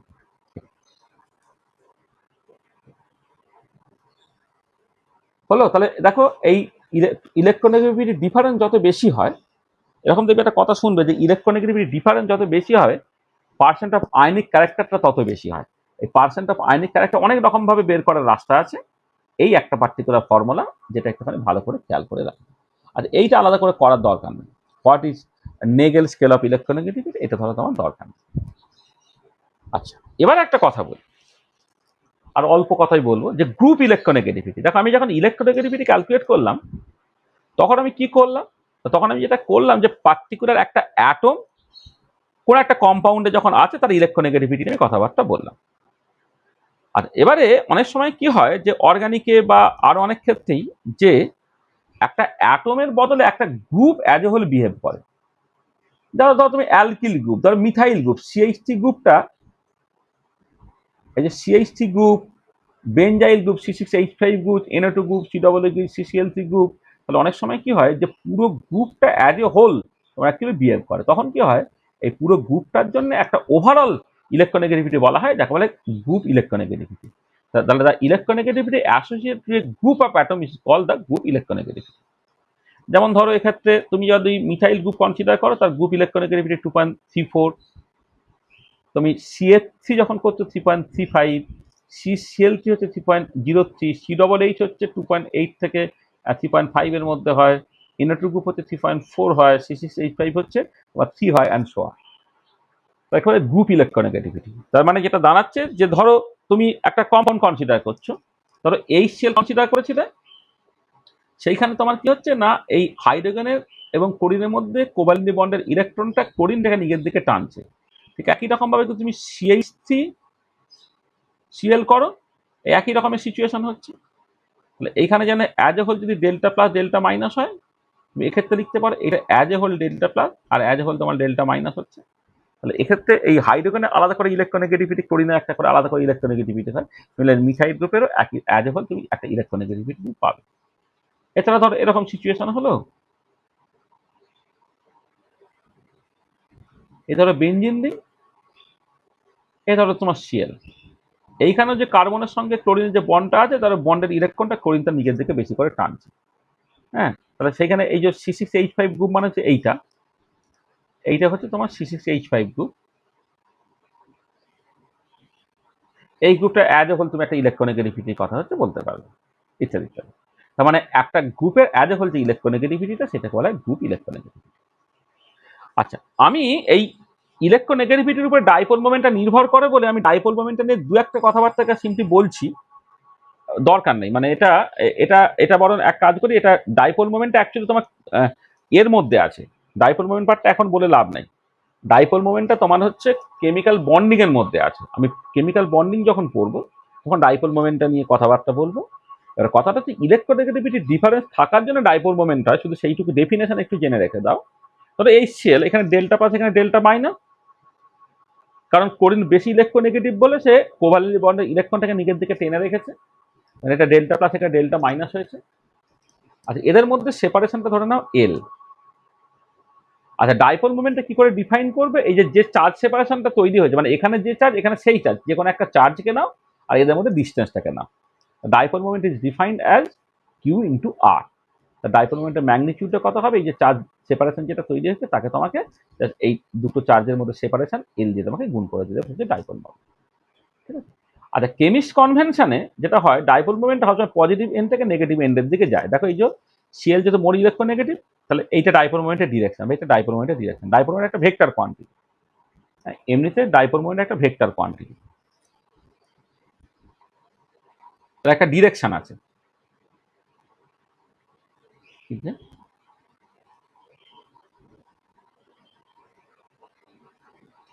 ডাইপোল মোমেন্ট নিচে লেখা আছে, হ্যাঁ লেখা আছে, কোথায় লেখা আছে বলো? আগের পেজটাতে, আগের পেজটাতে? মানে ডাইপোল মোমেন্টামের যে পেজটা খুললেন ওইটাতে নিচের দিকটাই যে স্টার দিয়ে লেখা আছে। আচ্ছা আচ্ছা, ঠিক আছে, তাহলে হলেই আছে। ডাইপোল মোমেন্ট হচ্ছে ভেক্টর কোয়ান্টিটি, তার একটা ডিরেকশন থাকবে, ডিরেকশনটা সবসময় পজিটিভ থেকে নেগেটিভের দিকে। ঠিক আছে? ও এই তো লেখা আছে, সরি সরি, এই তো ডাইপোল মোমেন্ট হচ্ছে ভেক্টর কোয়ান্টিটি। তাই তো বলি কোথায় গেল, সেখানে ডাইপোল মোমেন্ট একটা ডিরেকশন থাকবে। কেমিস্ট কনভেনশনে ডিরেকশনটা হচ্ছে এই পজিটিভ এন্ড থেকে নেগেটিভ এন্ডের দিকে। মানে আমার এখানে কি হচ্ছে, এটা তো ডেল্টা পজিটিভ, এটা তো ডেল্টা নেগেটিভ, তাহলে পজিটিভ থেকে নেগেটিভের দিকে। এটা ডেল্টা পজিটিভ, এটা ডেল্টা নেগেটিভ, এটা পজিটিভ থেকে নেগেটিভ। আর কেমিস্টরা মানে এই কনভেনশনটা ফলো করে, কিন্তু ফিজিসিস্টের ক্ষেত্রে কনভেনশনটা কমপ্লিটলি আলাদা, জানো তো? ফিজিসিস্টরা দেখবে নেগেটিভ থেকে পজিটিভ দিকে ডাইপোল মোমেন্টের ডিরেকশন বলে, মানে ফিজিক্সের বইয়ে কিন্তু ওটা উল্টো এটা। আচ্ছা, এবারে দেখো চার্জটা যদি তোমার কুলম হয় আর ডিস্টেন্সটা যদি মিটার হয়, তাহলে SI unit of dipole moment কি হবে? কুলম মিটার হবে, আর সিজিএস ইউনিট হবে ইএসইউ সেন্টিমিটার। এটা তাহলে ডাইপোল মোমেন্টের এসআই ইউনিট হচ্ছে কুলম মিটার, সিজিএস ইউনিট হচ্ছে ইএসইউ সেন্টিমিটার। আচ্ছা, এবারে কি হয়, যখন তুমি মলিকুল কনসিডার করো, মলিকুলের ক্ষেত্রে সেপারেশনটা কি হয় না, একটা ইলেকট্রনিক চার্জের একটা ফ্র্যাকশন হয়। মানে আমি বললাম যে চার্জ সেপারেশনটা হচ্ছে একটা ইলেকট্রনিক চার্জ যেটা হয়, সেটা 1.602 × 10⁻19 কুলম, তার একটা ফ্র্যাকশন, বা 4.8 × 10⁻10 ইএসইউ, তার একটা ফ্র্যাকশন হয়। আর লেন্থটা হচ্ছে একটা সেভারাল অ্যাংস্ট্রম হয়। আর তাহলে এবারে যদি তোমার চার্জটা হচ্ছে ইলেকট্রন চার্জের রেসপেক্টে এবং ডাইপোল মোমেন্ট এটার লেন্থটাকে যদি অ্যাংস্ট্রমের রেসপেক্টে লেখো, তাহলে ডাইপোল মোমেন্টগুলো কেমন হবে না, এই যে দুটো ফ্যাক্টর আছে আলফা 1 আলফা 2, তার সঙ্গে ইলেকট্রনের চার্জ এবং 1 অ্যাংস্ট্রম হবে। আর ইলেকট্রনের চার্জ হচ্ছে 4.8 × 10⁻10 ইএসইউ, আর ডিস্টেন্সটা হচ্ছে 1 অ্যাংস্ট্রম, মানে 1 × 10⁻8 সেন্টিমিটার। তাহলে দেখো এটা গুণ করলে হচ্ছে 4.8 × 10⁻18 ইএসইউ সেন্টিমিটার। এবারে যেহেতু মলিকুলার ডাইপোল মোমেন্ট এক্সপ্রেস করতে গেলে এই ফ্যাক্টরটা 10⁻18 ইএসইউ সেন্টিমিটারটা বারবার আসবে, এখানে 10⁻18 ইএসইউ সেন্টিমিটারটাকে বলে দেয় 1 ডিবাই, বা তাকে লেখা হয় ক্যাপিটাল ডি দিয়ে। এটাও হচ্ছে ডাইপোল মোমেন্টের একটা কনভেনশনাল ইউনিট। তাহলে এটা হচ্ছে popular unit of molecular dipole moment, popular unit of molecular dipole moment. Molecular dipole মোমেন্টের পপুলার ইউনিটটা হচ্ছে তোমার ডিবাই। ঠিক আছে, তাহলে ডিবাই কেন এলো না, ডিবাই এক ডিবাই মানে 10⁻18 ইএসইউ সেন্টিমিটার, এটা খুব ছোট্ট কোয়ান্টিটি। মলিকুলার ডাইপোল মোমেন্ট কিন্তু এই অর্ডারে আসে বলে এটাকে ডিবাই দিয়ে এক্সপ্রেস করে দেওয়া হয়। আচ্ছা, এবারে দেখো তুমি যখন, এটা তোমার বুঝতে একটু অসুবিধা হবে, দরকার নেই। আচ্ছা, যদি ধরো এমন সিচুয়েশন হয় যে কোনো পার্টিকুলার মলিকুলের ডাইপোল মোমেন্টটা কিন্তু জিরো হয়ে যায়, সেটাকে বলে নন পোলার মলিকুল। আর ডাইপোল মোমেন্ট নন জিরো হলে তাকে বলে পোলার মলিকুল। তাহলে একটা মলিকুল যে পোলার এবং নন পোলার যে আলাদা করা হয়, কোন একটা মলিকুলের ডাইপোল মোমেন্ট থাকলে সেটা পোলার মলিকুল, ডাইপোল মোমেন্ট না থাকলে সেটা নন পোলার মলিকুল। আচ্ছা, এবারে যেটা হয়, ধরো এই যে কার্বন ডাইঅক্সাইড তুমি কনসিডার করছো, এই যে কার্বন অক্সিজেন তাদের মধ্যে ইলেকট্রোনেগেটিভিটি ডিফারেন্স আছে, এই কার্বন অক্সিজেনের মধ্যে ইলেকট্রোনেগেটিভিটি ডিফারেন্স আছে। সেই জন্য এই সিও বন্ড, সেইখানে যে ইলেকট্রনটা আছে, অক্সিজেন বেশি ইলেকট্রন নেগেটিভ হলে তার দিকে টানছে, অর্থাৎ এই বন্ডের সঙ্গে অ্যাসোসিয়েট একটা বন্ড মোমেন্ট আছে, আর এক্ষেত্রে একটা বন্ড মোমেন্ট আছে, এবং এই দুটো ভেক্টর সমান বা অপোজিট ডিরেকশনে কাজ করতে বলে একে অপরকে ক্যান্সেল আউট করে দেয়। সেখানে এ যখন নন পোলার হয়ে যায়, তার মানে যেটা ইম্পর্টেন্ট যে দুটো অ্যাটমের মধ্যে যেমন ইলেকট্রোনেগেটিভিটি ডিফারেন্সটাও থাকা দরকার, তার সঙ্গে সঙ্গে কিন্তু তার সিমেট্রিটা দেখতে হবে। কিন্তু মলিকুলটা যথেষ্ট সিমেট্রিক হয়ে যায়, তাহলে বিভিন্ন বন্ড মোমেন্টগুলো একে অপরকে ক্যান্সেল আউট করে দিয়ে টোটাল ডাইপোল মোমেন্ট জিরো করে দিতে পারে। কিন্তু ওয়াটার মলিকুলের ক্ষেত্রে এদের বন্ড অ্যাঙ্গেল 104 ডিগ্রি। এই যে ওএইচ বন্ড আছে তার ডাইপোল মোমেন্ট এদিকে কাজ করে, এই ওএইচ বন্ডের তার ডাইপোল মোমেন্ট এদিকে কাজ করে, এদের দুজনে একটা রেজাল্টের ডাইপোল মোমেন্ট উপর দিকে কাজ করে, দুটো ভেক্টরের সামেশনের মতো করে, তখন মলিকুলটা হচ্ছে পোলার হবে। এটা মাথায় রাখবে তুমি এটা। এবারে ধরো বিএফসির ক্ষেত্রে এই তিনটে দিকে ডাইপোল মোমেন্ট এক অপরকে ক্যান্সেল আউট করে দিয়ে রেজাল্টেন্টটা জিরো করে দেয়। CCl4 এর ক্ষেত্রে জিরো করে দেয়, SF6 জিরো করে দেয়। অর্থাৎ সিমেট্রিক যদি তোমার এনভায়রনমেন্ট পাও, তাহলে সেটা কিন্তু তোমার জিরো হয়ে যাবে। আর যেমন করে গ্রুপ ইলেকট্রোনেগেটিভিটি হয়, ঠিক একই রকম ভাবে গ্রুপ ডাইপোল মোমেন্ট একটা হয়। হ্যাঁ, সেটা হচ্ছে ধরো এই যে CCl3, তুমি এইভাবে ভাবো, ব্যাপারটাকে ভাবো যে CCl3Cl, এখানে CCl3 অ্যাজ এ হোল একটা তুমি ডাইপোল মোমেন্ট পেতে পারো, তাকে বলে গ্রুপ মোমেন্ট।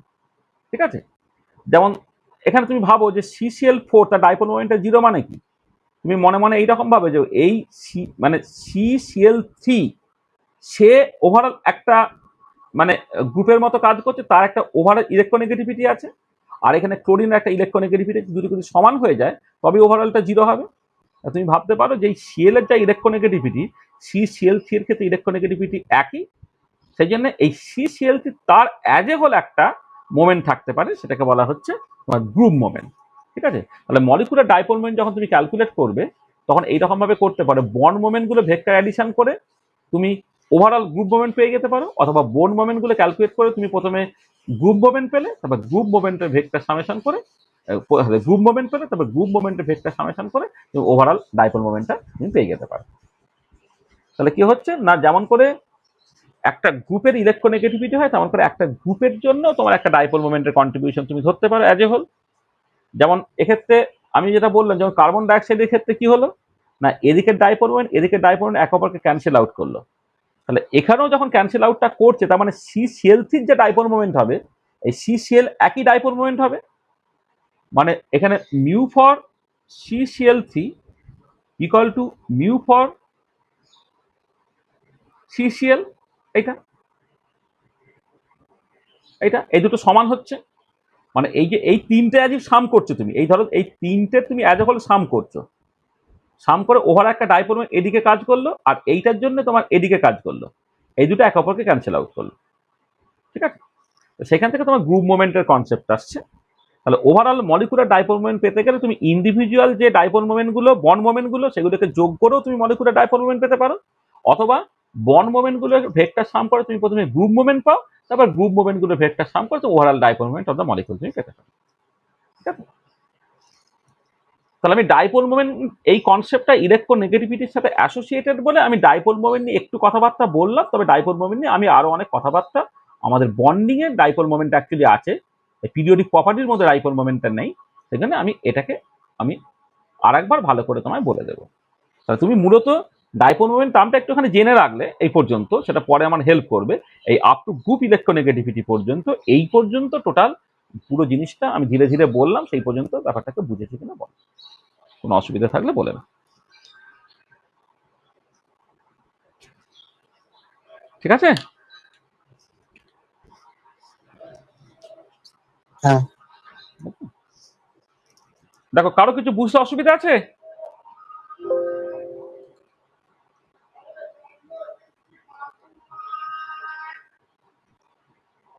কারো কিছু বুঝতে অসুবিধা নাই তো? না।